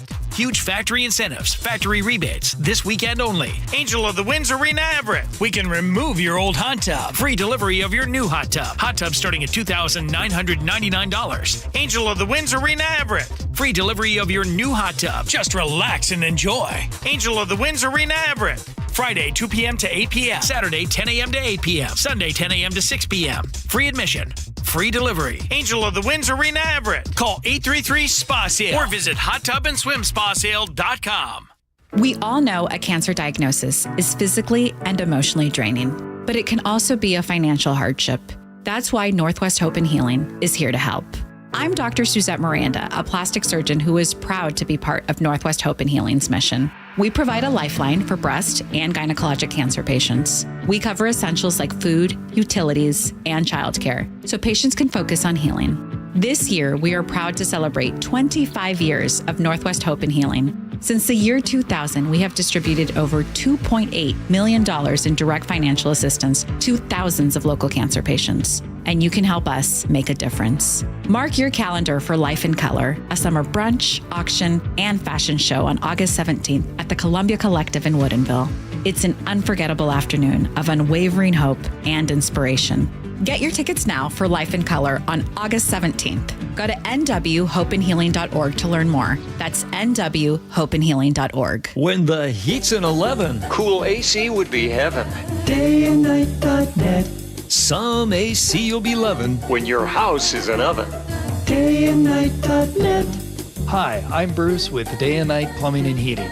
Call us about installing a high-efficiency cooling system or servicing your existing one so you're cool when you need it. Call now to get 10% off an air conditioner or heat pump. Plus, no payments or interest for a year OAC. dayandnight.net. Over 400 tariff-free new Kias are available now at Kia of Everett with easy lease and financing options. Experience simple, easy fun at Kia of Everett today. KIRO Newsradio 97.3 FM Northwest News. Now, the latest from KIRO Newsradio and mynorthwest.com. Good afternoon. I'm Aaron Granillo. Brian Coberger pleads guilty in the stabbing deaths of 4 University of Idaho students. KIRO Newsradio's Scott Carty has details on today's hearing. Wearing a gray dress shirt and a dark gray tie, Brian Coberger pleaded guilty to killing 4 University of Idaho students. The murder of Madison Mogan. Guilty. For the murder of Kaylee Gonsalves. Guilty. First-degree murder of Xana Kernodle. Guilty. Ethan Chapin. Guilty. Moments before, Latah County Prosecuting Attorney Bill Thompson outlined the evidence they have to prove Coberger's guilt, including a thumbs-up bathroom selfie Coberger took in the hours after the murders. Sentencing is set for July 23rd. Scott Carty, KIRO News Radio. Hip-hop mogul Sean Diddy Combs is waiting to find out if he will walk free after being cleared of the most serious charges in his federal trial. A jury found him guilty of prostitution-related crimes, but acquitted him of sex trafficking and racketeering. CBS News legal contributor Jessica Levinson. I'd be very surprised if we see a sentence of double-digit years in prison. And the judge will consider whether he'll be released on bond at a hearing set for next hour. House Republicans have some work to do as they look to win over support for the president's policy bill. It would slash taxes and make deep cuts to the federal safety nets. Speaker Mike Johnson. We've had lots of great conversations. I've met with individuals and groups all day long, as has the president, who's fully engaged as well. Some Republicans say the changes made to the bill in the Senate make it hard for them to support the legislation. The president wants it on his desk by July 4th. Out of the closing bell reports, Microsoft is trimming its workforce once again. The company plans to cut up to 9,000 jobs, about 4% of the workforce. Employment Security Department here in Washington says by August 1st, more than 3,100 employees in Redmond and Bellevue will be laid off. At the close today on Wall Street, Microsoft stock slipped just a little bit. As for the rest of the markets, the Dow down 10 points, S&P up 29, NASDAQ ahead by 190. Now to the Beacon Plumbing Traffic Death. The support is brought to you by Seattle Sports, and we take a look at some decent delays on the ferries. Right now, a 2-hour wait for drivers departing the Mukilteo terminal, about a 1-hour wait departing Edmonds. All ferries in the San Juan's about 50 minutes behind schedule. And Point Defiance, you're looking at about a 1-hour wait on this getaway day before the holiday. Roadways actually aren't in too bad a shape, just the usual slowdowns into downtown Seattle. From Linwood, about a 43-minute drive. Tacoma to Olympia approaching 1 hour, and about a 45-minute drive up north into Everett from Seattle or Bellevue. Search Seattle Sports on YouTube and click subscribe to get fresh video content daily. Forecast now brought to you by State Roofing and Exteriors. We are mainly dry for the next few days with some decent sunshine this afternoon. Just a few high clouds out there with temperatures in the mid-70s today. Right now 72 in downtown Seattle. I'm Aaron Granillo, KIRO News Radio. Your best source for local news. You're listening to KIRO News Radio, Northwest News. All right, welcome back to the show.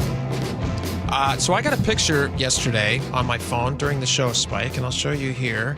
My wife, who is a stay-at-home mom and takes care of our 4 beautiful kids.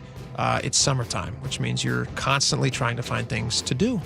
We have a giant list that we wrote with the kids at the start of summer. We said, hey, what are some things you guys want to do That's this smart. summer? That's smart. Yeah, and then it just gives her a little blueprint. Say, all right, today we're going to knock off, we're going to go to the skate park or whatever it is. Sure.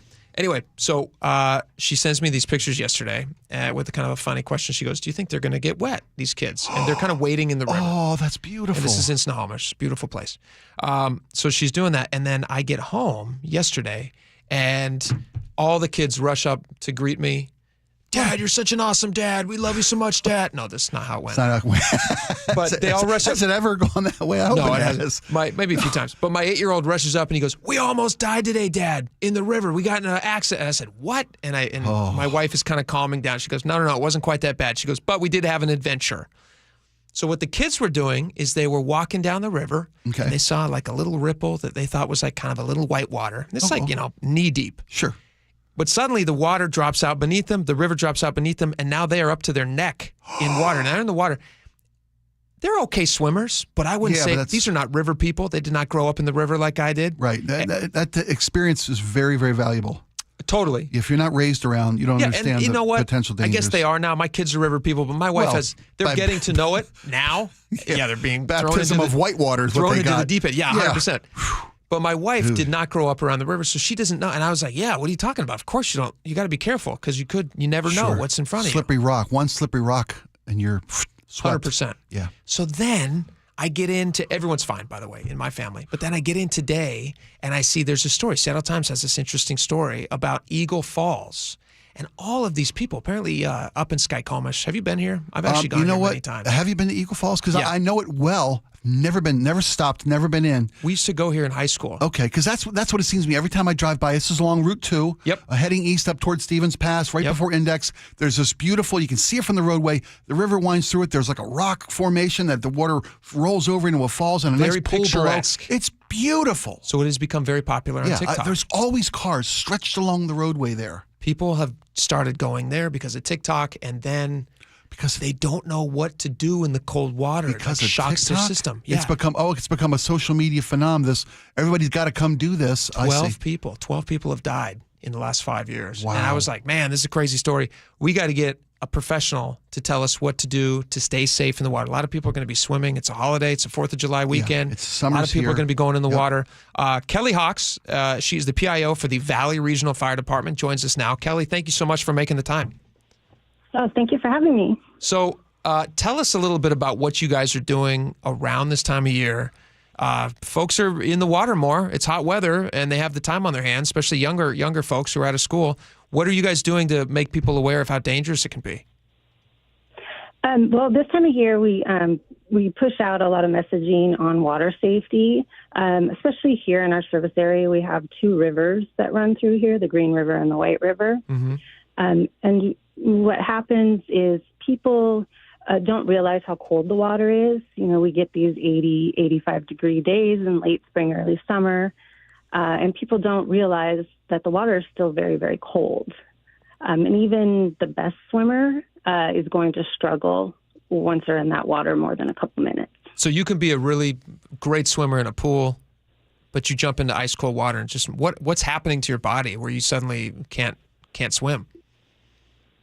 Well, what happens after a few minutes in really cold water is you start to become confused.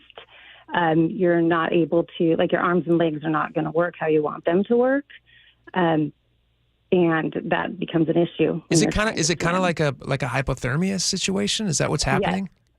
Yeah, hypothermia can set in. Depending on how cold the water is, depending on the person. It can set in anywhere, from 10 to 15 minutes being in that cold of water. And I know that people good swimmers cramp up in cold water, and often that leads to tragic results, right? Yes, yeah, absolutely. What's your advice for folks who might want to go out into rivers, or if they want to go swim in the Sound, or what kind of safety devices should they have on them? Also, people with young kids, like you just heard me talking about my wife. She took our young kids in the river, and she was right there, and she was ready to pluck them out. But these places, they can get away from you fast. Yeah, things go wrong quickly. Yes, they do. So we always recommend people wear a life jacket and a properly fitted life jacket. A lot of times we'll see families go out on the river. The kids will have life jackets on, but the parents don't. But we recommend everybody, especially on the river, make sure you have a life jacket on and make sure your life jacket fits. If it's too big and it slips over your head, that's not going to do you much good. Yeah. Oh, go ahead. Oh, I was going to say it's also really important to know what the water conditions are. The rivers can be very deceiving. If you're going tubing, you might put your tubes in a place that's fairly calm, but you can get a little ways down the river, and the currents could be a lot stronger. You could run into obstacles like down trees. So it's just a good idea to know what you're getting yourself into. Here's a question for you. Maybe you can help me figure this out. My wife and I had a disagreement because I was trying to tell her, I was like, all right, well, if you guys ever find yourself they were probably annoyed by this, but I was like, all right, kids, gather around. I want to teach you something about the river. Dad's going to share some wisdom. Dad's going to share wisdom. Because yeah. I grew up in the river. I was there every single day in the summer as a kid. I was at the river. Just a complete river rat. And I was telling my kids, I'm like, all right, now if you're in the water and you're floating down river, you got to make sure you go head first. And my wife goes, no, that's not it. I was like, wait, what? Is it head first or is it feet first? Am I on my back? Am I on my front? Is there a best position for people when they're in the water and they're floating down the river? Well, I don't know if there's a best position. Having a life jacket on is probably for the best, and maybe seeing where you're going. Idea. Facing the right way, that makes sense. Yeah, so Jake's point of view was that you lie on your stomach, face down, so you can kind of see where you're going and steer with your feet behind you like a rudder. Whereas the lovely Mrs. Skorheim said, no, you sit on your butt, lay on your back, yeah, and you have your feet going down first to protect your head should you come in any rocks or obstacles coming that the river throws your way. I have since read. Also, Laura pointed out. She said she learned something called. What was it called?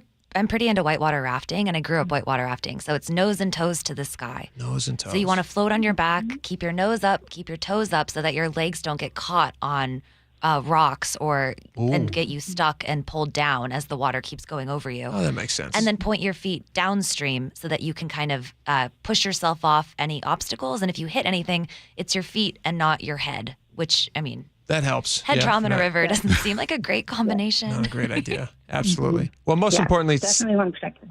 Stay safe, I imagine, and just be aware of your surroundings. Kelly Hawks with the Valley Regional Fire Department, thank you so much for coming on and making the time. And I think everybody out there, if you have kids especially, get those kids in life jackets. Just make sure they're safe. We really appreciate it, Kelly. Yeah, have a safe and a wonderful 4th of July holiday weekend there, Kelly. We appreciate your time. Yeah, you too. Thank you. All right, we'll talk to you soon. Yeah, that's good advice. That's very good advice.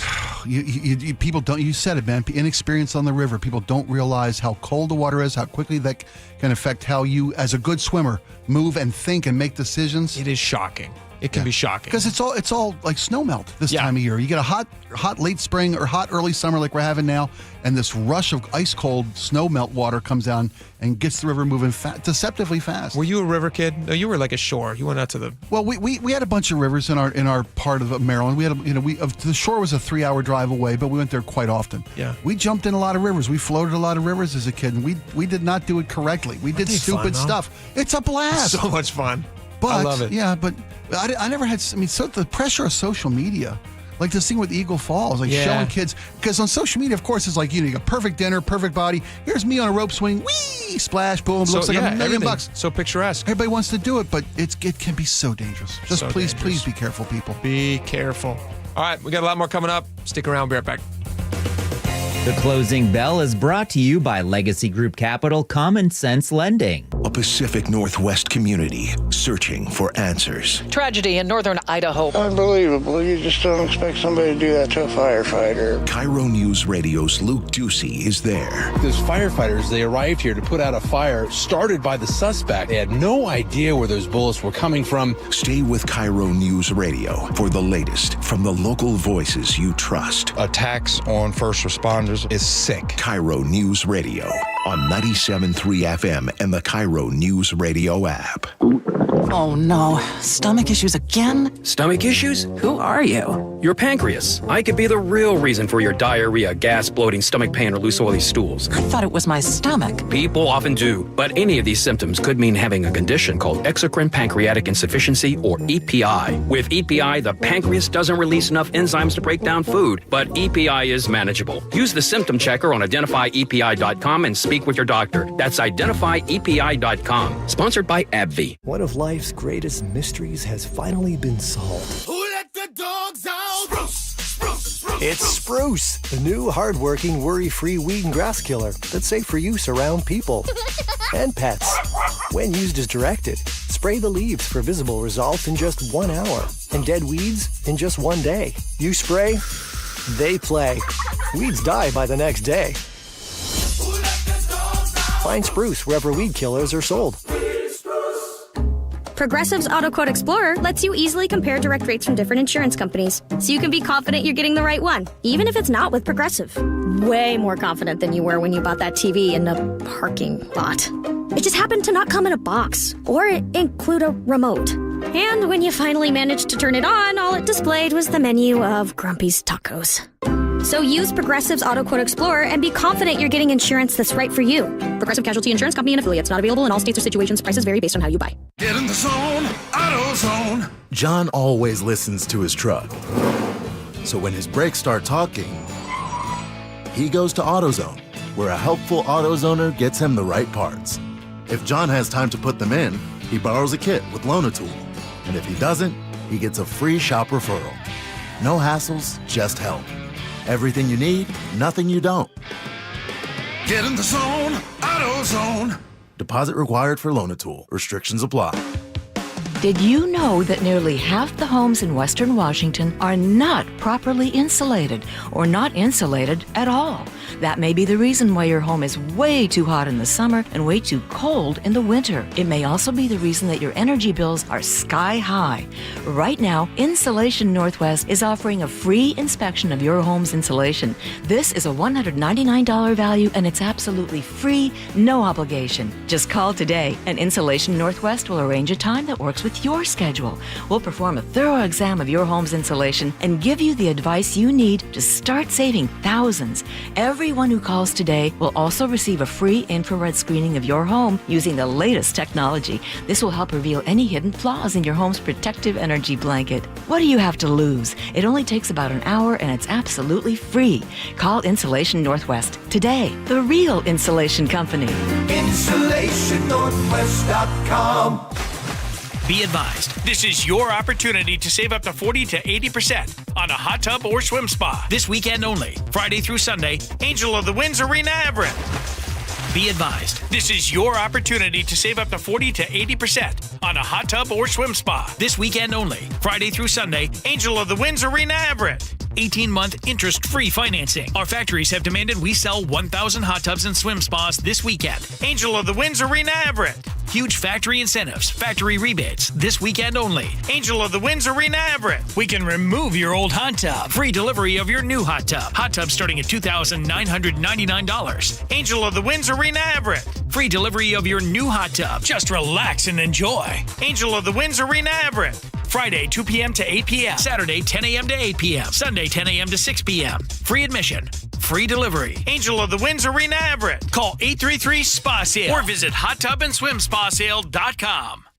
Years of commercial fishing are not easy on the human body. Just ask Anthony. Pulling a lot of fish, it's a very repetitive task. And the consequences were pretty painful. I have torn rotator cuffs in both shoulders, which made it just about impossible to do his job. Fortunately, I'm the captain, so when my shoulders got to a point where I couldn't work the deck, I had others to do that. But he knew that was no way to run a ship. So he went to Dr. Mark Wagner, MD, who suggested stem cell therapy. And before long, all hands were back on deck. After about 30 days, my shoulders are allowing me to do my job without pain. Both shoulders are getting stronger every day. That's a good thing. So you'd recommend stem cell therapy to others, huh? I definitely would. I absolutely am very happy with the results. Whether it's a shoulder, hip, or knee, before choosing surgery, consider stem cell therapy with Dr. Mark Wagner, MD, at Seattle Sports and Regenerative Medicine. Schedule your consultation at drmarkwagnermd.com.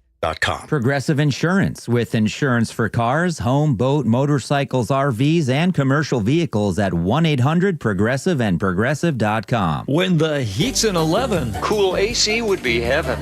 Dayandnight.net. Some AC you'll be loving when your house is an oven. Dayandnight.net. Hi, I'm Bruce with Day and Night Plumbing and Heating. Call us about installing a high-efficiency cooling system or servicing your existing one so you're cool when you need it. Call now to get 10% off an air conditioner or heat pump. Plus, no payments or interest for a year OAC. Dayandnight.net.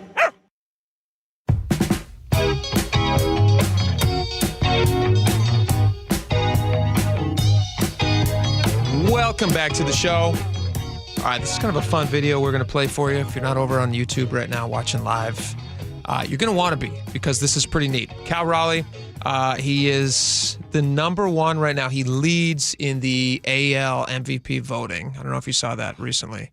I did not see that. Yeah, I got a hype video from Junior on my feed. Oh, did you? Yeah, saying that the Mariners needed an MVP front runner. Well, I'll tell you what. He is the front runner right now. Yeah, it's pretty exciting. I think he's going to get it. I mean, That's awesome. Who else would you vote for? Depends. No, I mean, did anybody expect him to be the home run leader? No, not at this point in the season before the All-Star break. He's breathing rare air. He's got a chance to. There's only 2 guys who've hit more home runs than him before the All-Star break right now. Yeah. And Barry Bonds and Mark McGwire, and they're both on juice. But I've said that before. So. Yeah, you know what? You take away the asterisk, right? And he's the guy. So I think he's got a good chance. And if he just keeps, awesome. Whatever he's putting into his training, he just keep doing it. Yeah, well, I check swinged on that reference. I was like, you know what? I couldn't help myself. I should record myself and listen to it. I could have said that better. Whatever he's putting into his. Anyway, all right. So he had a really cool video that he put out with his dad. His dad's going to pitch to him. I didn't even know this was a thing. I just assumed it was some sort of, some pitching coach or something that would step in. Yeah, and traditionally you get to pick the guy throwing you the batting practice balls that are the home run derby. I didn't know that. I knew that much, that it's evolved to, because each guy's, usually it's the team's representative from whoever's competing. Yeah. Has somebody from their team that they're used to his throw. Yeah. Right? This is the guy that throws you BP every day. Sure. You know, he knows what you want to hit. Yes. Exactly. He can give you the meat that you can serve up. I didn't realize you could fulfill a lifelong dream. So this is Cal Raleigh and his dad talking about training for the All-Star game where they're going to be hitting home runs at the Home Run Derby. Here they are. Todd, what was that like throwing to your son here on this field? It's cool. I mean, obviously I've never done it on the big league field. I've thrown to him a lot over the years, obviously. But yeah, it was kind of cool. I mean, it was really cool actually to get that little rhythm going with him and feeling it out. But yeah, any dad wants to see his son hitting the derby, right? And that said, Cal, is that like anything you've done before? It was a little exhausting, not gonna lie. It was tiring, a lot of swings, and like I just said, I think we learned, you got to slow it down a little bit and maybe swing a little slower, not swing as hard. So, try to go for more quality over quantity, because I think, when we get there, the adrenaline's going to be going, so we're going to be going plenty fast. It's just going to be about slowing it down and, hitting that rhythm. Have you been helping with the strategy? Well, I think we learned a lot today. I think going in, we thought we'd have a little less time. It seemed like we had a little more time. I know we just got to find that good rhythm, not be too quick, and just find out. I know he doesn't like to be rushed, but obviously there's a little bit of rush in this. But yeah, we're just trying to get our rhythm and timing down together, see if he's getting his feet set, when to throw, stuff like that. So I learned a lot today. Cal, did you watch these when you were growing up? Is there one that really, and Dad's laughing, is there one that stood out? He didn't miss one. No, I watched pretty much all of them. I mean, it was kind of like a holiday. So I think the one that really sticks out to me was the Josh Hamilton one in New York when he hit, 20-something. That was back when they did 10 outs. And he hit a couple over 500 feet. I just remember, being in awe. I remember that one, and I remember Bobby Abreu as well. Those are two that were impressive. Looked like you were asking for some help from the other side there. Yeah, I know. All right, that's good. Out of all the people that were watching, this is so cool. What's funny though is the dynamic, the father-son dynamic. I mean, like, he's on a Major League Baseball field.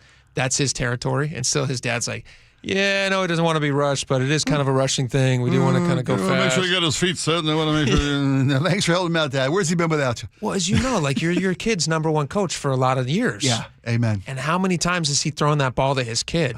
Countless. And now here he is on the biggest stage in the world throwing a home run derby, which is pretty sweet. I will say, there is some people who are talking about it online. He ended up striking out 4 times that night that he did the training. Oh, did he really? All the pregame training for the home runs. Okay. He got it all out of his system, apparently, because then he struck out. You have 4. But it's a necessary evil. You can't just step out there at the All-Star game at the Derby and have not worked out but the do you rhythm. have to do it on, I guess almost every night is a game night, and how often are you in town? Yeah. Well, the old man said, too, we have more time than we thought. And they were at that cellar. The old man was like, are we done yet? Yeah. I'm just getting a little tired out here. Maybe they did let him go a little too long. Maybe too long. Anyway, it's going to be fun and exciting. All right, a lot of stuff coming up. This is big, exciting news. Washington State has finalized a ferry contract. After many, many years of waiting, we have the details on it. There is something a little controversial about it, though. You might be surprised on my take on this. Okay. I'll tell you about it when we come back. Stick around.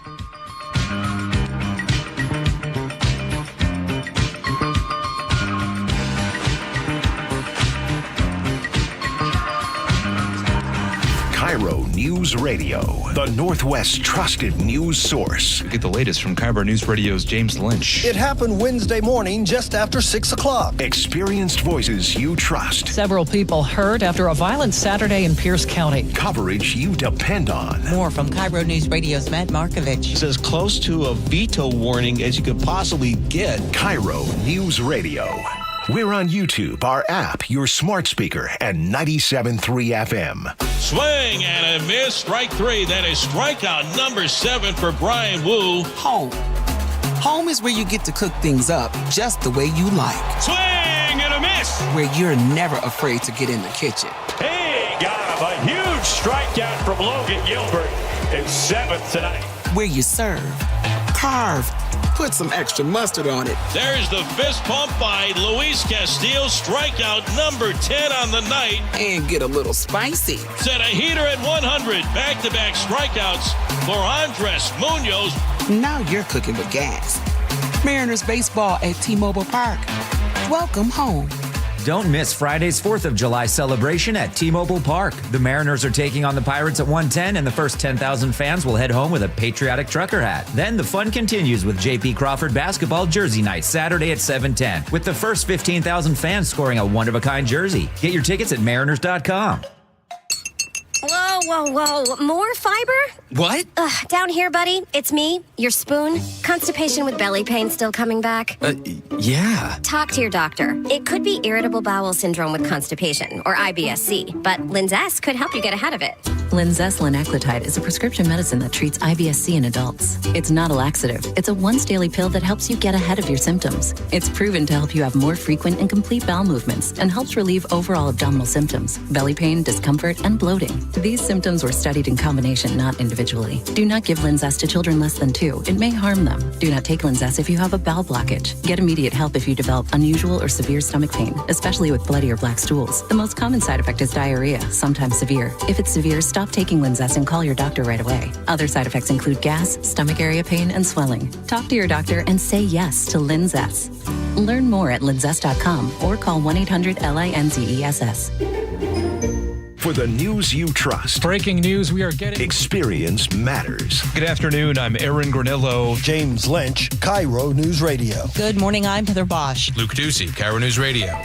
We're on YouTube, our app, and 97.3 FM. It started as a puddle. Where? In the shower. Uh-oh. Then the kitchen sink. Started backing up? Yeah. I know where this is going. Clogged up. Right. No problem. Beg your pardon? There's no clog we can't clear. You're Dan. From Apollo Plumbing. This is going to get pricey. How about $83? To clear my drain? Apollo Plumbing clears main drains every day. For $83? $83 or it's free. What's the catch? No catch. We'll even do a camera inspection. Why's that? It's the best way to find the cause of your clog. And it's included? No extra charge.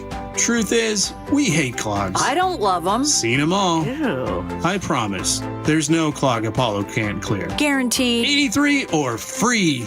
Goodbye, slow drains. All it takes is an accessible clean out. And Apollo gets my drains draining again. You call, we come, it's fixed. My heroes. Just doing our job. Thank you, Apollo Plumbing. ApolloPlumbing.com. Hold up a sec. If I work today, why should I have to wait 2 weeks to get my money? With EarnIn, you can access your pay as you work instead of waiting days and weeks for a paycheck. Get up to $150 a day with a max of $750 between paydays. No interest, no credit checks, and no mandatory fees. Because, hey, it's your money. Download the EarnIn app now to get it and join millions of people making any day payday. That's EARNIN. EarnIn is not a bank. Access limits are based on your earnings and risk factors available in select states. Expedited transfer is available for a fee. Terms and restrictions apply. Visit EarnIn.com for full details. Your best source for local news. KIRO News Radio. KIRO FM and HD1. Tacoma, Seattle. Northwest News. This is CBS News on the Hour, sponsored by Progressive Insurance. I'm Cammie McCormick. House Republicans are trying to convince members of their own party to support the president's tax and spending bill. Caitlin Huey-Burns begins our coverage. Yes, you've got some ultra-conservative members who are concerned about this Senate version of the bill, namely that it adds $1 trillion more to the deficit, according to a nonpartisan CBO report, than the House version does. They also think it doesn't cut enough spending. Then we've we've got some moderates who are concerned about these deep cuts to Medicaid, deeper on the Senate side version than on the House side. Reporter Stacey Lynn. The bill could cut federal spending on these programs by about $1 trillion over a decade, which Julie Rovner with KFF Health News calls the biggest retrenchment in health coverage possibly ever. She says it's estimated nearly 12 million people could lose Medicaid. The hospitals are really concerned that if this many people lose Medicaid, that they simply won't be able to keep their doors open. And she says Affordable Care Act coverage will become harder to get and keep. Stacey Lynn, CBS News, Washington. A jury today acquitted Sean Diddy Combs of the most serious charges against him, but he was convicted of prostitution-related offenses. Legal analyst Jessica Levinson. The prosecution has said, we're going to ask for a lot of time here. The defense has said they're going to ask for no time. I think it's entirely possible that we could see a few months, for instance, in prison. The judge will decide whether to release Combs while he awaits sentencing. Brian Coberger pleaded guilty today to killing 4 University of Idaho students in 2022. Have you had enough time to decide whether or not to plead guilty? Yes. Are you pleading guilty freely and voluntarily? Yes. Given your choices, do you believe it's in your best interest to plead guilty? Yes. His plea spares him a possible death sentence. The Trump administration has paused assistance to Ukraine after a check on U.S. stockpiles in light of the assistance to Israel and the attacks on Iran and the Houthis in Yemen. CBS's Charlie D'Agata. That's a lot of weaponry, a lot of weapon systems flowing out the door. A White House official said the review was to ensure America's needs are prioritized. Linda Kenyon reports the president's announced a trade deal with Vietnam. The deal includes a minimum 20% tariff on Vietnam-made products, as well as an agreement by Vietnam to open its markets to U.S. products, including SUVs. Vietnam is a major producer of shoes and clothing, so the prices of those items could likely be affected. The S&P 500 set another record on news of the deal today. Other stocks finished mostly flat. This is CBS News.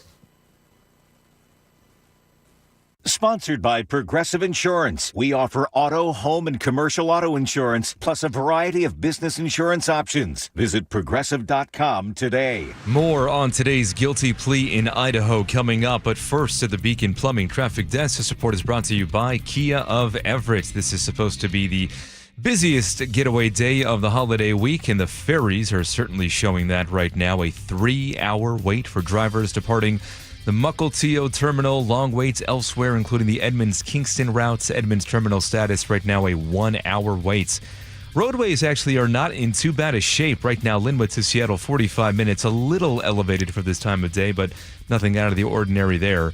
Tacoma to Olympia is 1 hour with those slowdowns through JBLM. Bellevue to Renton, 30 minutes. Renton to Puyallup, 51. Lake bridges are open and nothing major slowing you down heading north into Everett. During the Kia of Everett summer sticker sales event, save thousands on lease and financing offers on hundreds of tariff-free Kias. Experience simple, easy, fun at KiaofEverett.com. KIRO Newsradio 97.3 FM, Northwest News. Now, the latest from KIRO Newsradio and MyNorthwest.com. Good afternoon. I'm Aaron Granello in an Idaho courtroom today. Are you pleading guilty because you are guilty? Yes. Brian Coberger pleads guilty in the stabbing deaths of 4 University of Idaho students. An attorney for the family of one of the victims, Madison Mogan, read a statement on their behalf. We have closure. We embark on a path of hope and healing. They are in support of the guilty plea, while the family of victim Kaylee Gonzalez wanted a jury trial. KIRO 7 TV's Gary Horker was outside the courthouse as the Gonzalez family drove off after today's hearing. They have something written on the side. It says "Honk for Justice," Kaylee Gonzalez. And that's the mother and Haley's sister in that car. Coberger will be sentenced July 23rd. This just in, the man convicted of killing a state trooper in a crash last year just learned his fate. Raul Benitez Santana will spend more than 11 years behind bars. Last month, 33-year-old Raul Benitez Santana was found guilty of vehicular assault while under the influence and vehicular homicide in the death of Trooper Christopher Gadd. During opening statements, the prosecution told the jury he was going more than 100 miles an hour when he slammed into Gadd's vehicle along I-5 near Marysville in March of 2024. Frank Lindsay, KIRO News Radio. The search for Travis Decker is not stopping. The very latest from KIRO News Radio's Scott Carty. Today marks 1 month since Peyton, Evelyn, and Olivia Decker were found dead, and Chelan County Sheriff Mike Morrison remains determined to find their dad, Travis Decker. Washington State Patrol's crime lab has confirmed a DNA match between bloody handprints and items found at the Chelan County crime scene. Meanwhile, drones continue to fly. Canines, including cadaver dogs, are on the ground, and teams, including National Park Service Swiftwater Search and Rescue, are searching bodies of water. Scott Carty, KIRO News Radio. A Renton dad could avoid jail after shoving 2 teen referees at his son's hockey game. Uriel Cortez Gonzalez struck a deal. It includes a $1,500 fine, community service, and anger management. If he stays out of trouble for the next 2 years, charges go away. Weather now brought to you by State Roofing and Exteriors. We are mainly dry today, and temperature is staying in the mid to upper 70s. Right now looking at 73 degrees in downtown Seattle. I'm Aaron Granillo, KIRO News Radio. Your best source for local news, serving Western Washington and the world with a KIRO News Radio app. Always streaming live on your smart speakers. You're listening to KIRO News Radio, Northwest News. It's the all-new Jake and Spike Show on KIRO News Radio. Welcome back to the show. 2 hours down, 1 hour to go. Lots of stuff to get to.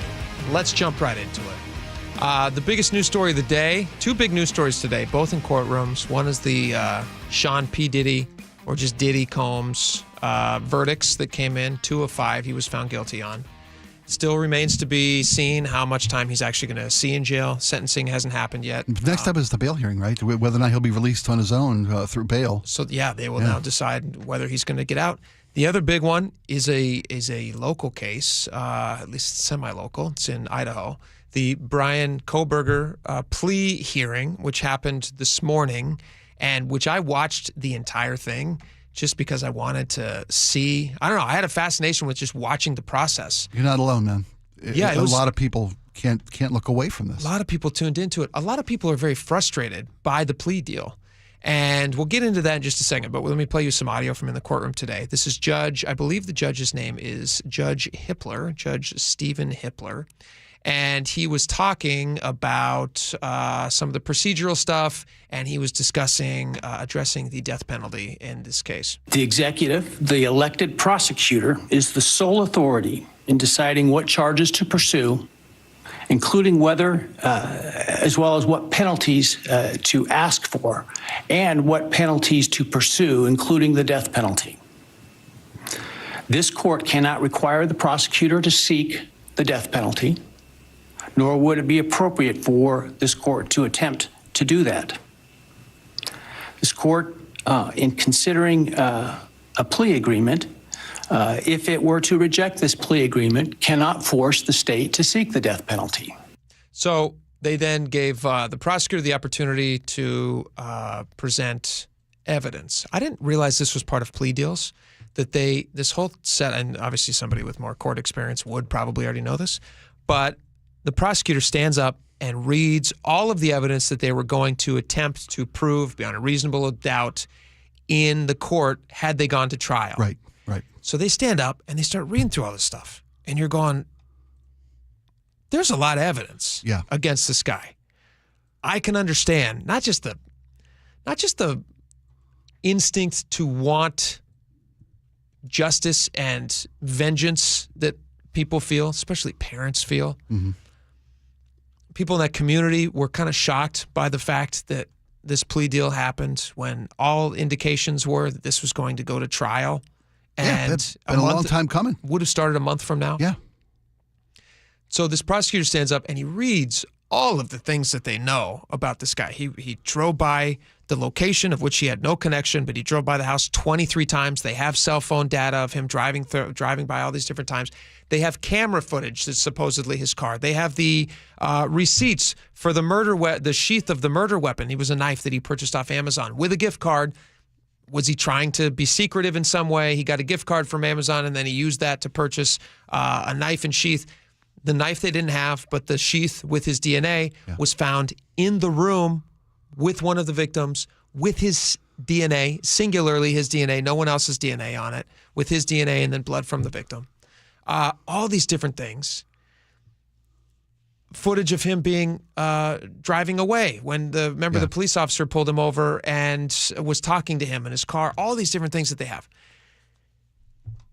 And you just go, why didn't they prosecute this case? Why did they give a plea deal? And there's all these different theories about why they didn't attempt to seek the death penalty, right. Which is what they were going to go for. Yeah, they and clearly, we watch these cases. I'm speaking for myself, but a lot of people watch these cases through the avenue of television or movies. Mm-hmm. We don't get to watch the day-to-day operations of a real court case. Yeah. So I was unaware. We're not sitting in there. I was, in TV, they, how do you plead? Not guilty. Boom, you move on to the next scene. Sure. In the real world, the prosecution lays out every element of their evidence, every different factor they had to bring the case against this guy, which makes the decision not to seek to get even more frustrating for those who this is the outcome that we want. They all want. The frustrating thing too is I was listening to all this. I was talking about this earlier on the show.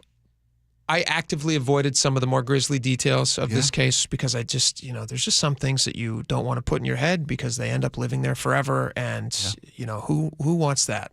We all have enough problems. But I felt like it was my responsibility, if we were going to talk about it on the air, to familiarize myself with the details of the case. And the things that he has now admitted to doing, he pled guilty to it. He told a courtroom, yes, I did these things.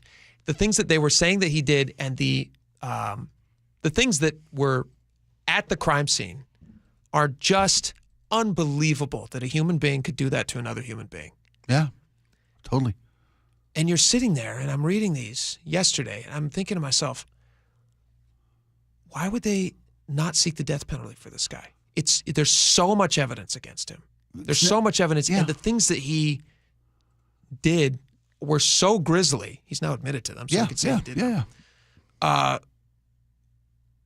Some people just, I believe, not everybody believes this. Some people don't believe in capital punishment, but I'm certainly a person who believes there are some crimes that are so horrible that that person needs to no longer be alive. Yeah. And I think this is one of those cases. Except I'm with you. I'm in a whole as a father. I'm in wholehearted agreement. Yeah. But imagine a community that would have to go through multiple years, maybe years of this kind of horrific, graphic evidence being brought up, covered on a daily basis on every station in America. And then, if he's found guilty, then it's got to go through the appeal. And just the drag out of this trauma of experiencing these horrific details in a very public arena over all this time. Here's a question for you. Yeah. Do you think, I'm sorry, I don't mean to cut you off, but do you think that was a consideration in them deciding to offer the plea deal? I think it was. I think I can only speculate from the white hot light of TV cameras and reporters. I think maybe so. What benefit does that offer a community to hear the details over and over and over again in graphic depiction? Well, I don't think the consideration should be about the community. I think it should be about ending this guy. If this guy was guilty, if they find him guilty, he did a horrible thing, and there's a price to be paid for that horrible thing. Okay, if rather than what benefit does the community, is it detrimental to the community's mental health at large? Again, to have to watch this over and over. That's a factor. I think if there was any harm done to the mental health of the community, I think it was done by Brian Coberger, not the people who prosecute against him. To second that, forward that thought, I think there was harm done to the community. A lot of people would argue with not seeking the death penalty against this guy, with allowing this guy to live his life out in a jail cell. Yeah, as incarcerated as you can possibly make him, but still the fact that he's sucking air. And think about the families in this case, one of whom we know seems to support this plea deal. Right, because they want to just turn the page and put the it other behind ones, them. One other family has spoken out, the Gonsalves family has spoken out vehemently against it. Yeah. We played audio yesterday of it. The other families, I don't know specifically with the other families, but the Gonsalves family seems to be a louder voice who I would imagine is also consulting with the other families. I don't know that for a fact, but that wouldn't be crazy to me. But for these families, a case like this, as it plays out, would be awful. That was one of the excuses that they used. They said, wouldn't it be horrible to subject the family members to, hearing about all these horrible details? Or the explanations they used, the rationale they used. Yes. Because I'm with you, but that paints it in a way that they're doing something that they don't agree with. But there's more excuses. This. But do you know what the families are also not going to get now? They're not going to have any chance to try to hear about motive. They're not going to get any chance to try to work out some of those questions. Right. that are never like, why did he target these people? They don't know that. They don't know why he followed these. I mean, they're all very, I mean, it's not a far jump to imagine why this guy's eye would have been caught by the girls that he killed. Yeah. They're all very attractive. They were very attractive, beautiful girls. Yeah. And did he see them? And did he decide that he had to be close to them? And like, who knows? We're never going to get a chance. And again, he likely would not have taken the stand in his own case, but they would have presented evidence and they would have had a chance to ask these questions. Yeah. None of that happens now. No. So for the families who maybe might have gotten some sort of, I don't know that you can ever get closure in a situation like this, but you see what I'm saying? They're never going to get that. That chance is gone for them now. Well, but maybe. I can't put myself in those families' positions, obviously, and I wouldn't begin to try to. But who's to say that these families won't have a fight? This information won't come out over time with this guy. If he has a change of heart or a change of soul in prison and he wants to, make amends or apologies or come clean to the families, Can a person who knows? a person like this even do that? I don't think it doesn't seem that way, but who knows what time will bring? There who are knows? some people who have that look. You know what I mean? That dead eye, that black eye thing. Yeah, I'm with you. And I think he would fit into that category. Yeah, there was no easy way through this for all the parties involved and for the community. This is clearly not what the majority of people wanted. The whole thing is horrible. It is. The Gonsalves, I think Steve Gonsalves, the father of one of the victims, he couldn't even be in the courtroom with, and it was his right to do so, but he was not in the courtroom. Speaking of families being in the courtroom, there's a couple clips I want to play for you, which I didn't get to earlier, and I want to play them now, which I think is kind of interesting. The question of this Monday announcement that they were going to get this plea deal. You remember that happened? It was like the families got an email on Sunday. A letter that was sent through email to these families. They have a discussion with the prosecutors on Friday where they're saying, hey, there is some talk of, what do you guys think of this idea of possibly a plea deal? And then he avoids the death penalty. According to the Gonsalves family, that was a hard no for them. I think even in the statement they put out, they said all caps, hard no. We did not want that. Then they find out via email 2 days later, hey, it's a done deal. We've accepted, we've reached a plea deal. Offer and accepted. And accepted. Yep. No death penalty. Very upset about that. And then this rush to have this plea deal happen in a courtroom, which, I mean, there's, things that they have to do, dot their I's and cross their T's. Why so quickly, though? Because not all the families don't all live in Idaho. And so the idea that they could be available to be in the courtroom, which should be the right of these families. Absolutely. To be present and to face the accused killer of their kids. So the judge addressed why so quickly back into the courtroom. And let me know what you think of his answer. Finally, I want to offer my apologies to all the families, including the victims' families, the families of the defendant, for the short notice for today's hearing, and I'm sure what must have been the hurried efforts to get here. I, like most everyone else, learned of this plea agreement Monday afternoon and had no inkling of it beforehand. Prior to that time, I was under the belief that this case was proceeding to trial, as had been indicated, and my staff and I were busy continuing to work on preparations to have potentially 10,000 citizens of Ada County come to jury duty starting in mid-July, with the questionnaire process in mid-July. Once I learned of the defendant's decision to change his plea in this case, it was important that I take the plea as soon as possible because of the extraordinary administrative efforts that were otherwise attendant to the process of getting this trial potentially underway on time, and including the significant process of bringing, again, potentially up to 10,000 jurors to come in and fill out juror questionnaires prior to the beginning of the voir dire process. I don't know that I love that explanation, that's why they had to, within a day, they're back in court within a day, and these families have to book flights and travel and get there. I think you could have given them a couple days. Well, I'm with you there. I noticed, though, for the second time since we just played some of the actualities from this judge, he was giving me the "don't blame me" vibe for this thing. Oh yeah. First with this court has no hand whatsoever in seeking we didn't know the this death plea penalty. deal was happening. It wasn't up to us to take this life sentence plea deal. Wasn't up to us to it wasn't me. He's definitely hearing from the public, and you can tell. Oh yeah, that's what he said. Yeah, listen to this clip here. He actually addresses people who are calling his office. He's like, "Please stop calling my office." I want to point out that there have been calls by some for the public to contact me and my office in an attempt to influence my decision-making in this case.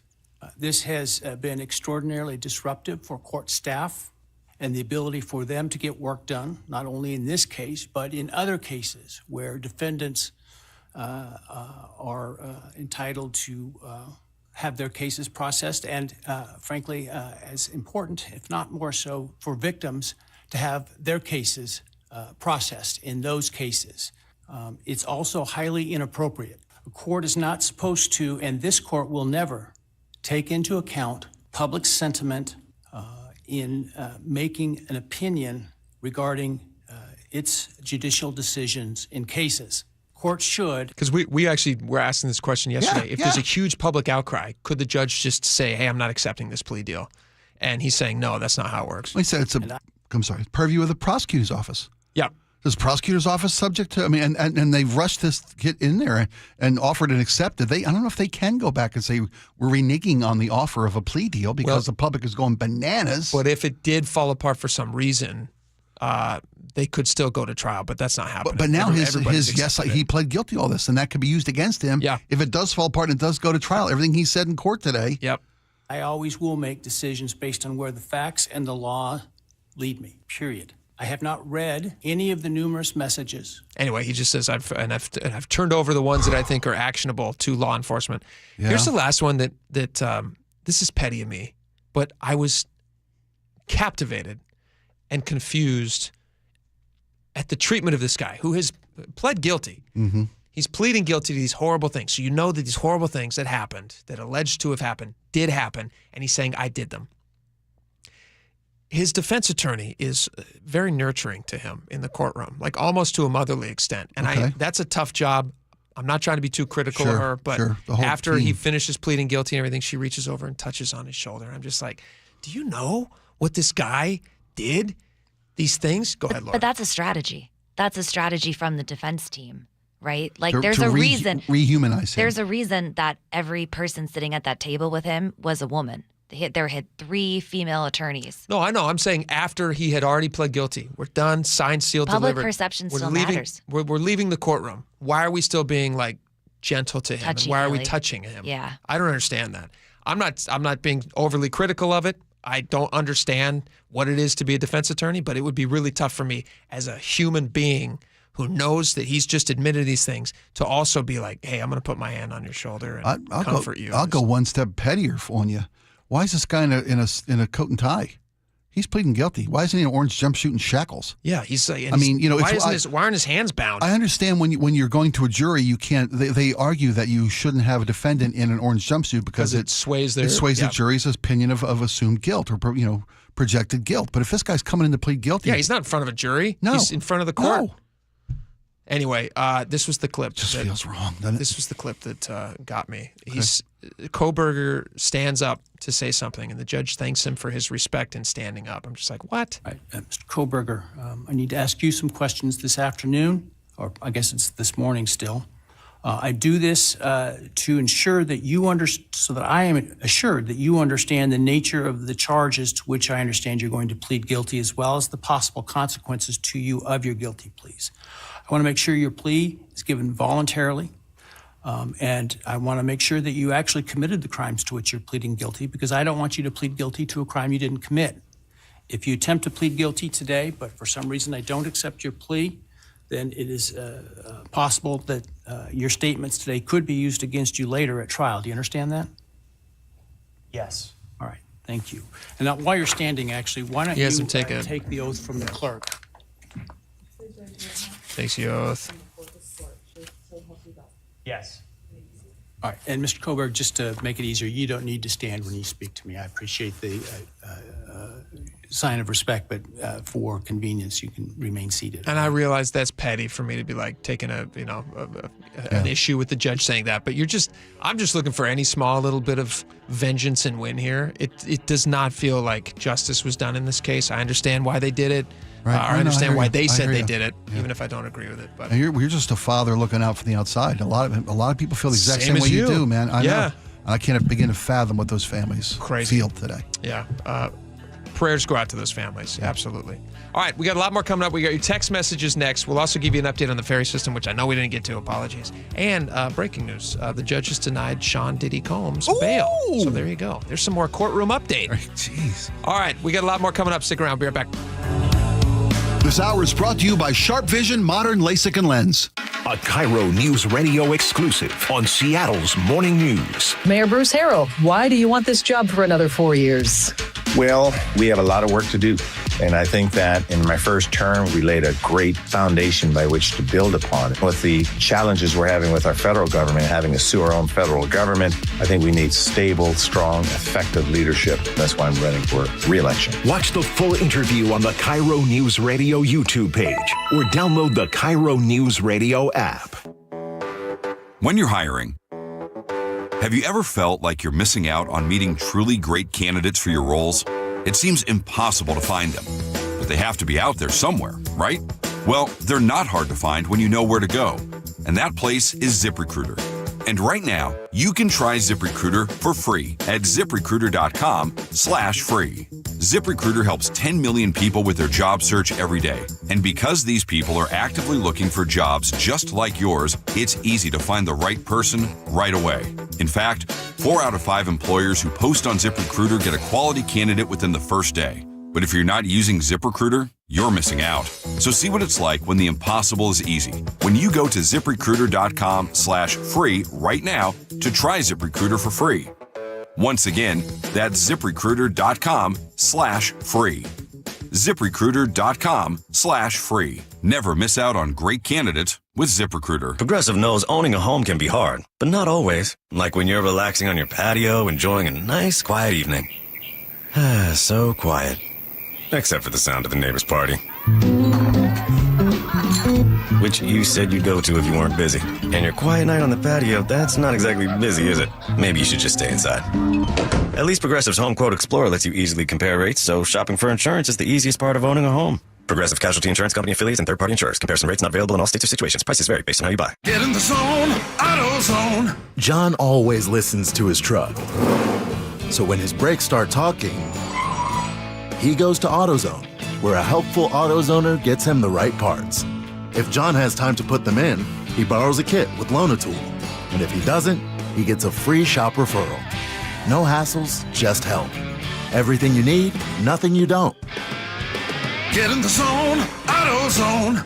Deposit required for Loan-A-Tool. Restrictions apply. Wait, if I work today, why should I have to wait 2 weeks to get my money? With EarnIn, you can access your pay as you work instead of waiting days and weeks for a paycheck. Get up to $150 a day with a max of $750 between paydays. No interest, no credit checks, and no mandatory fees. Because, hey, it's your money. Download the EarnIn app now to get it and join millions of people making any day payday. That's EarnIn. EarnIn is not a bank. Access limits are based on your earnings and risk factors. Available in select states. Expedited transfers available for a fee. Terms and restrictions apply. Visit EarnIn.com for full details.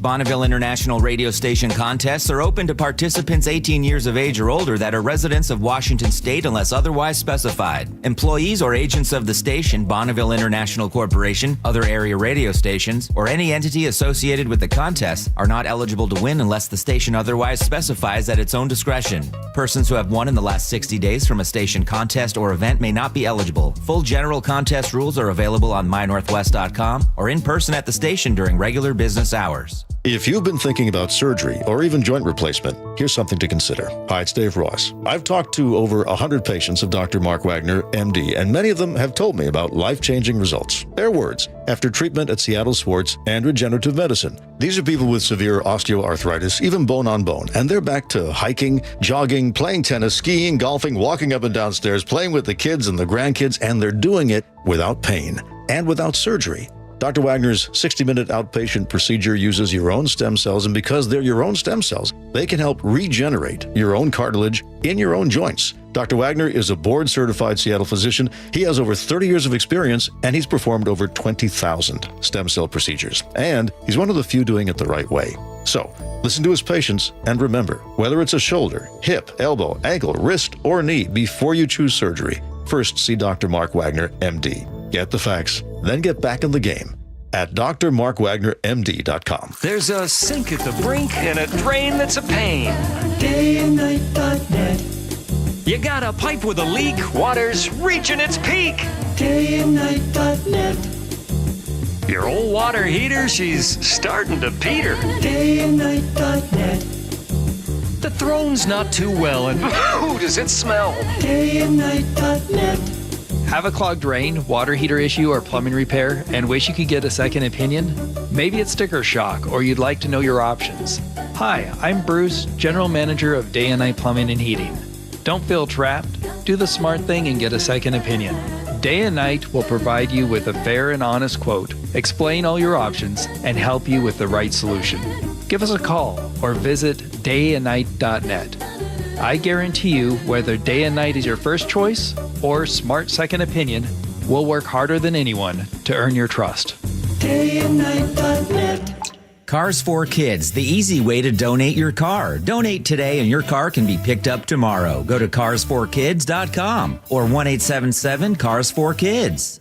KIRO News Radio 97.3 FM Northwest News. Now, the latest from KIRO News Radio and mynorthwest.com. Good afternoon. I'm Aaron Granillo. Brian Coberger pleads guilty in the murders of 4 students at the University of Idaho. He was questioned today by Ada County Judge Stephen Hippler. Have you had enough time to decide whether or not to plead guilty? Yes. Are you pleading guilty freely and voluntarily? Yes. Reporter John Webb is with KHQ in Spokane and was a student at the University of Idaho during those murders. Webb attended today's hearing and tells KIRO 7 TV the prosecution laid out a timeline of what Coberger did after he fatally stabbed the students. We found out that he went down to Lewiston Clarkston, which is about a 30-minute drive from Pullman. They have a confluence there, the Snake River and the Clearwater. They pointed to that as a possible place where that knife, that K-bar, might be. They still haven't found the K-bar. Coberger will be sentenced to life in prison July 23rd. A judge in New York City just denied bail for Sean Diddy Combs. The hip-hop mogul was convicted today of prostitution-related offenses, but a jury acquitted him on the most serious charges at his trial. He faces up to 10 years in prison. Microsoft announces another round of layoffs. CBS's Jason Brooks reports. Microsoft is reportedly cutting 9,000 jobs in its latest cost-cutting move, with the cuts happening across all divisions and across the globe, impacting around 4% of the company's total headcount.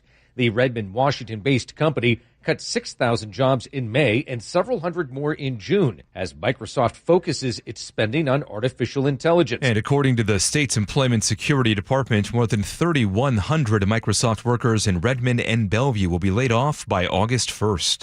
Washington state ferries are packed ahead of the long holiday weekend. KIRO News Radio's Nate Connors. The 4th of July weekend is one of the busiest for Washington state ferries. Yeah, we're expecting nearly 400,000 riders from today through Sunday when you add that all up together. Spokesperson Justin Fujioka also has some advice to avoid those big delays. The best thing to do is download our Watch.mobile app or visit our website for all the updates you need. To avoid any delay at all, it's recommended to walk on. Nate Connors, KIRO News Radio. All right, let's tell you about those ferry delays right now from the Beacon Plumbing Traffic Desk. This report brought to you by Subaru of Puyallup. 3-hour wait for drivers at the Mukilteo terminal.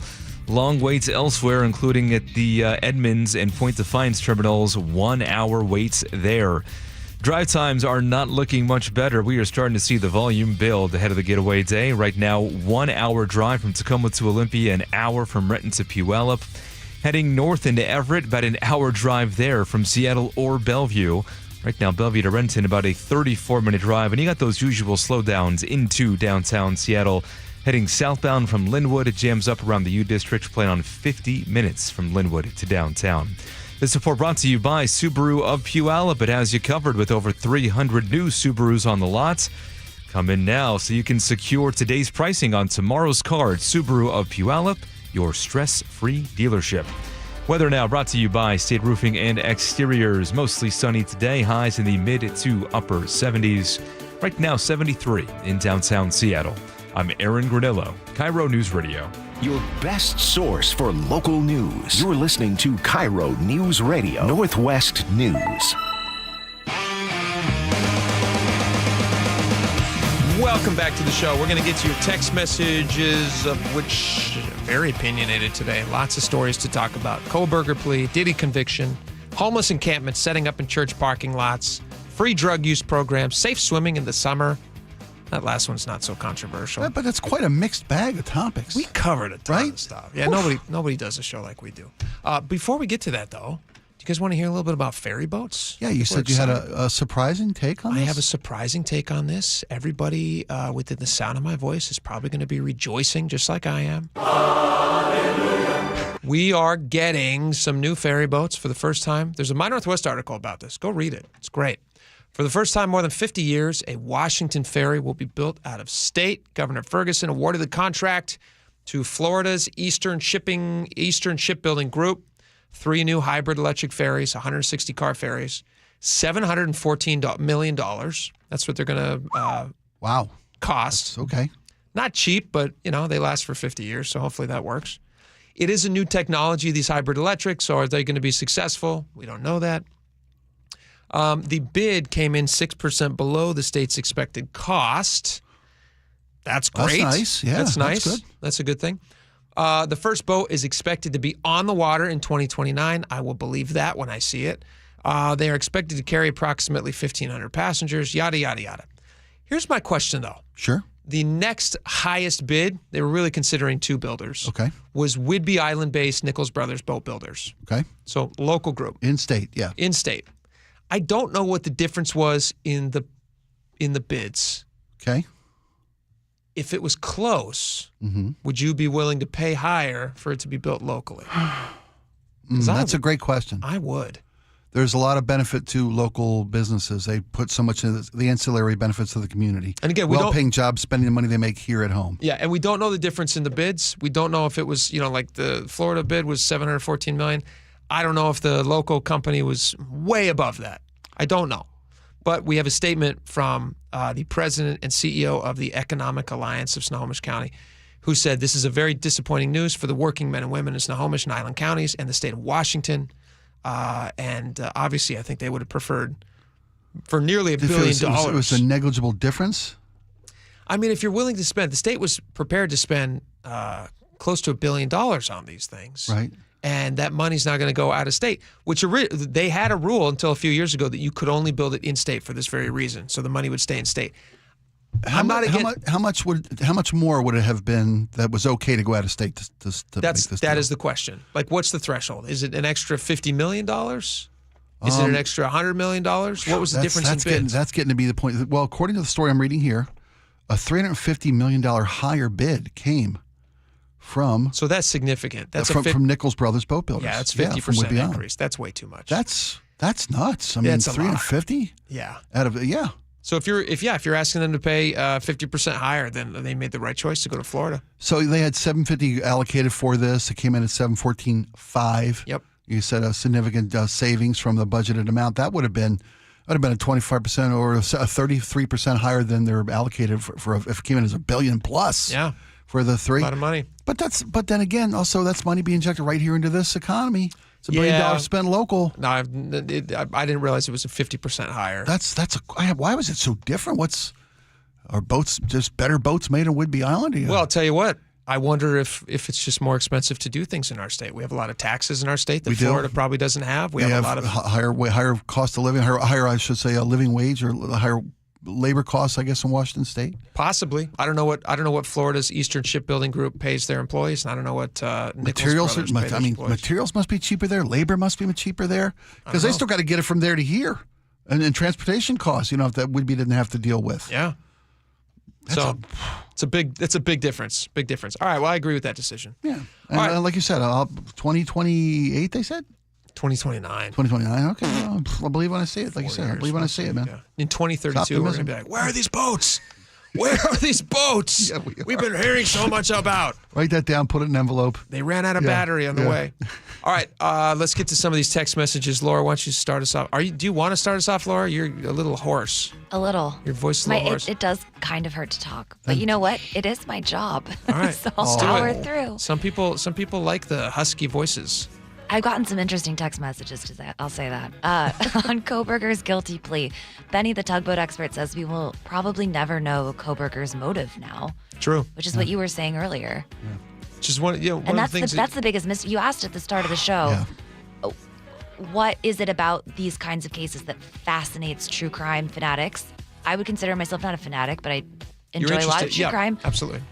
This is the question. How can someone who is in the body of a person do something this monstrous, this unimaginable? It's not like this guy is he did a horrible thing, but it's not like he has a Batman level villain background that would at least suggest that he would do something like this. He has parents. The morning after he committed these horrible crimes, he's on the phone with his mom for an hour at 6 a.m. talking to his mother. His dad drove cross country with him. His dad right? drove cross country to bring him back from school. Yeah. So he has a sister who had to go to her parents at some point and be like, I think the crime might be involved. I mean, there's all these things involved where you're just like, this guy comes from a family where things like this shouldn't happen, and yet it happened, and we're never going to get the answers on something like that. But that's passed us by. All right, sorry. Page and Ballard spoke to how far the judge went to make these to state the different. Or you understand what you're saying. I want you to make sure you understand you're agreeing to something. Blah, blah, blah. Is the judge has to go above and beyond to make sure that nothing could be used to throw this case out. Okay, interesting. Yeah, but he had already agreed to no appeal, so you can't even appeal that, right? I don't know. I'm not a lawyer. 425 says prior to this plea being accepted, he was still presumed innocent. I watched all of it. It was disgusting, and I cried throughout the prosecution's detailed descriptions of the crime. Yeah, it was pretty bad. On Diddy's conviction, Tremont Federal Way says Russell Simmons took off to another country to avoid criminal charges. Interesting. Which is probably why they didn't give him bail, right? They didn't give Diddy bail. Yeah, you're right. 206 says, will Trump pardon Diddy? They had a friendly relationship. I don't think is it a federal crime? Is it a state crime? I don't think he would either way. I don't think Trump's going to pardon Diddy. But very interesting question, 206. On homeless encampments setting up in a church parking lot instead, Isabella says, where else would you have them go, Jake? And churches are tax exempt, so this would be money well spent. I would have them not go around where people are coming with their families and their kids, so that drug addicts who have a tendency to leave drug paraphernalia around and commit small petty crimes on the communities where they live, so they can get more access to their drugs. I would not have those people in a church parking lot. I don't think it's very nice for the people in those communities. Those adjacent communities, yeah. And where would I have them go? I'd have them go to treatment facilities, Isabella, and if those aren't available, I'd have them go to jails and not let them be in the surrounding area where they can commit further crimes and feed their addiction. Thank you. Good question. Yeah. Wendy, the truck driver, says if all the churches did this and worked together, and I would add foster care as well, the impact would be amazing. It would have a tremendous impact, true, but all those concerns we've expressed would still be present. So, Mike in Portland, what if these people actually have jobs? They just can't afford housing in Seattle. I don't know what the job status is of the people that I drove by today in those what looked like a chop shop near that park that we were talking about. Yeah. Maybe they were all at work. I don't know. I tend to doubt it, but they work remote. Great question. They might be working. Yeah, they might be Microsofties working remotely. Thank you, Mike. And on free use drug programs, Tin Hat Jason says you can't overdose on weed or shrooms, and you usually learn something about yourself. There you go. Let's end on Tin Hat. Thank you. There we Tin go. Hat. That was great. All right, we got a lot more coming up. Stick around. We'll be right back. You listen to The John Curley Show every afternoon. What does John listen to every morning? I listen to Charlie and Manda, get my pot of coffee going, then turn on Seattle's Morning News, and I begin to build my show that way. And you want straight news without opinion, just giving it to you with the facts. There's only one place to go, Seattle's Morning News. The perfect bookends to your daily commute. Seattle's Morning News and The John Curley Show on KIRO Newsradio. Download the KIRO Newsradio app to listen anytime. When you're hiring, have you ever felt like you're missing out on meeting truly great candidates for your roles? It seems impossible to find them, but they have to be out there somewhere, right? Well, they're not hard to find when you know where to go, and that place is ZipRecruiter. And right now, you can try ZipRecruiter for free at ZipRecruiter.com/free. ZipRecruiter helps 10 million people with their job search every day. And because these people are actively looking for jobs just like yours, it's easy to find the right person right away. In fact, 4 out of 5 employers who post on ZipRecruiter get a quality candidate within the first day. But if you're not using ZipRecruiter, you're missing out. So see what it's like when the impossible is easy. When you go to ZipRecruiter.com/free right now to try ZipRecruiter for free. Once again, that's ZipRecruiter.com/free. ZipRecruiter.com/free. Never miss out on great candidates with ZipRecruiter. At Les Schwab, we've been changing the tire game for more than 70 years. Our Go the Extra Mile service means more hustle, less hassle. We design our own exclusive tires to give you more tires made for the road you drive, less compromise. All backed by America's best tire warranty included with every tire we sell. We're talking more unbeatable tire warranty, less charging you extra, like the other guys. It's why you get more from less. Book an appointment at leschwab.com. Be advised, this is your opportunity to save up to 40 to 80% on a hot tub or swim spa. This weekend only, Friday through Sunday, Angel of the Winds Arena Everett. Be advised, this is your opportunity to save up to 40 to 80% on a hot tub or swim spa. This weekend only, Friday through Sunday, Angel of the Winds Arena Everett. 18-month interest-free financing. Our factories have demanded we sell 1,000 hot tubs and swim spas this weekend. Angel of the Winds Arena Everett.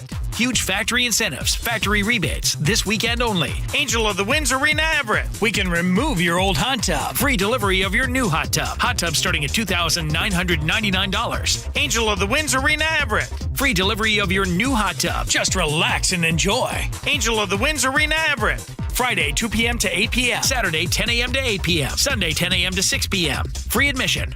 Free delivery. Angel of the Winds Arena Everett. Call 833-SPA-SALE or visit hottubandswimspasale.com. What's the biggest mistake you can make when selling your home? Settling for less money. That never happens with Orchard. Disappointing offers can wear you down, causing you to settle for thousands less.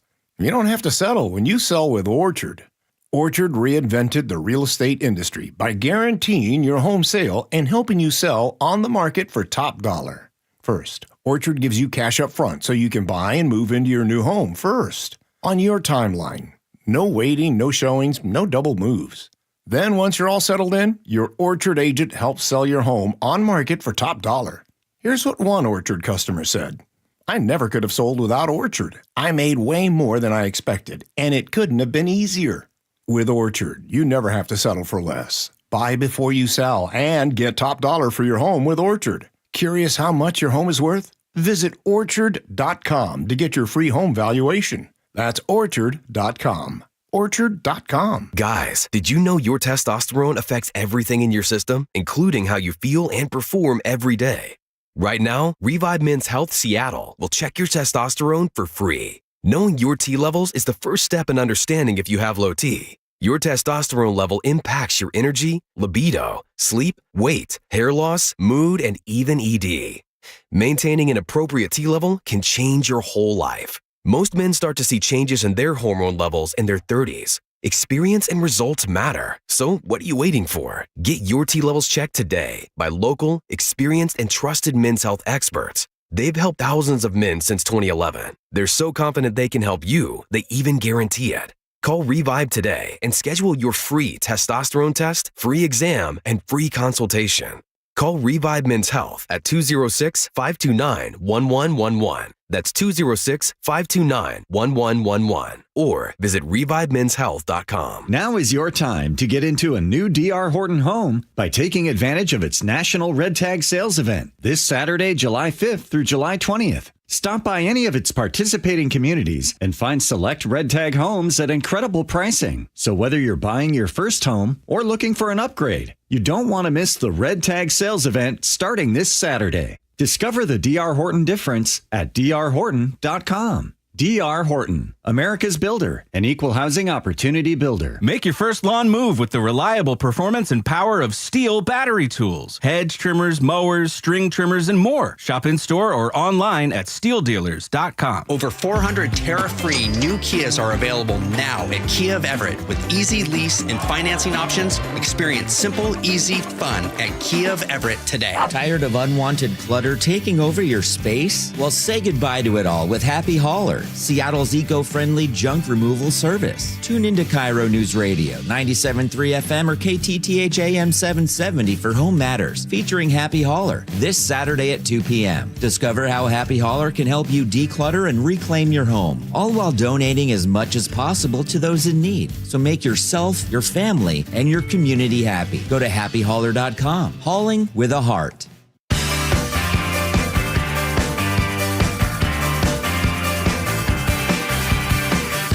Welcome back to the show.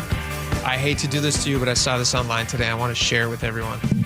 Are you ready to feel old? That ship has sailed and sank, my friend. But go on. It's a good question. Like, when do you start feeling old? All right, listen to this. We are officially closer. July 2nd marks. We are officially now closer because it's 2025. We are officially closer to the year 2050 than the year 2000. 2050. That's like sci-fi time. 2050, when like they would make movies about how we're all living on Mars in 2050 and every car flies in 2050. That's only 25 years, less than 25 years away now, officially, today. Doesn't matter to me. You don't think you're going to be here? You know, I hate to say that out loud. That's when you know you're old. Right there. That's mark your calendars. I would be 87. You get a good chance of being here at 87. Yeah, I might. You live healthy? Well, okay. You don't smoke? I don't smoke. You don't drink? There you go. I don't drink. Smoke, you don't drink? I don't move. You do eat red meat. We were talking about it on the break. Red meat, man. You eat red meat. I'm a steak eating this, so yeah. Uh-huh. Isn't it weird when you think about numbers like that? Like I think It about is. the other day, we were signing my 5-year-old up for his kindergarten. Mm-hmm. And they were saying, I forget what the day was. I apologize. My own child. But Remember his welcome name, right? to the class. Yeah. Okay, welcome that's why- class of 2035 or class of no, it was more than that. No, because that's only 10 years away. Yeah. No. It was like Yeah, class of 2040 or something crazy. Wow. 2038. Wow. I've already forgotten. It was a long way away. Wow. And I'm sitting there like the dates just fly. What's the saying? Days go slow, but years go fast. You've heard that? I haven't heard that. That's Totally good. true. Right? Yeah. Days seem to drag on, and then you look up and you go like, oh my gosh, it's not 1997 anymore. I know. It's funny when you stack them up like I have when I reference to years. It's hard to tell what was 20 years ago and what was 2 years ago. Mm-hmm. There's really, I don't know if it's just me or if everybody feels that way.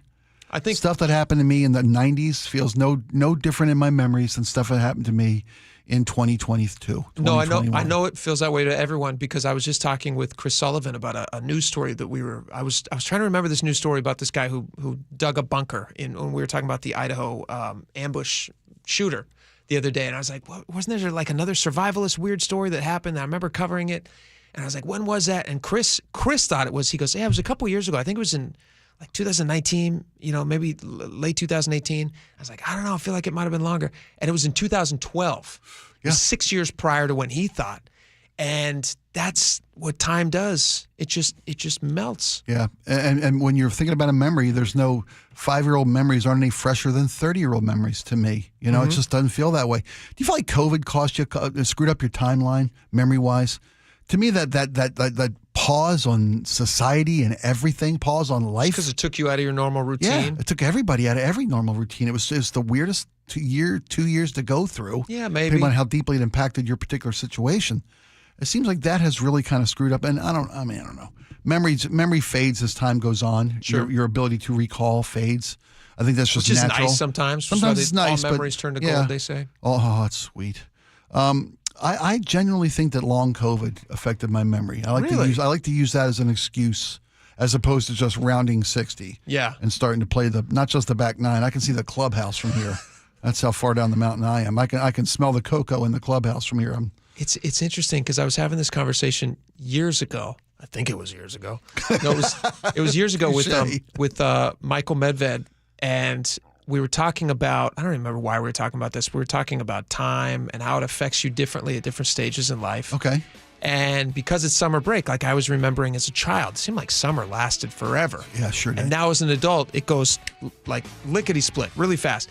Yeah. And Medved's explanation for why that happened was spot on. And I've always thought like, oh, that's amazing. And he's like, your relationship to time changes as you get older because when you're a kid, you don't have much experience with time. Right? Sure, so yeah, like, everything takes you've forever. only had Yeah. 3, 5, 6 summers at that point. Yeah. So your summers are still long.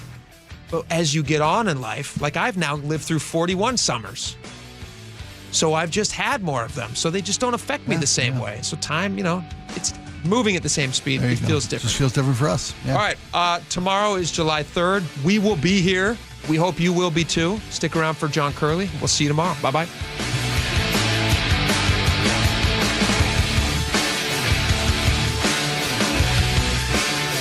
A KIRO News Radio exclusive on Seattle's Morning News. Seattle Mayor Bruce Harrell running for re-election. On the issue of crime, people in Belltown are saying it's the worst they've ever seen it. I take the feedback, so I don't say you're wrong. But the fact is that the data would sort of refute some of that. Am I satisfied with the progress we've made? Absolutely not. You don't want a mayor that says, oh yeah, everything is safe. So you're going to continue to see a very aggressive approach. Watch the full interview on the KIRO News Radio YouTube page or download the KIRO Newsradio app. This is Jonathan Dichter from DUI Heroes reminding you to have a safe and happy Independence Day. Please celebrate responsibly and drive safely. A message from your friends at DUIHeroes.com. G. Scott here to remind everyone to have a safe Independence Day. DUI patrols are in effect and DUI rates are higher around the holidays. If you're pulled over for DUI, contact DUI Heroes immediately at 1-800-DUI-HERO, your DUI defense specialist. Jim Singletary here, Chief Roof Nerd at RoofSmart, where we're not afraid to tell you no. Looking for a roofing company that'll do cheap, fast work and just cover up the problem? No, that's not us. Want a quick quote without a real inspection? Nope.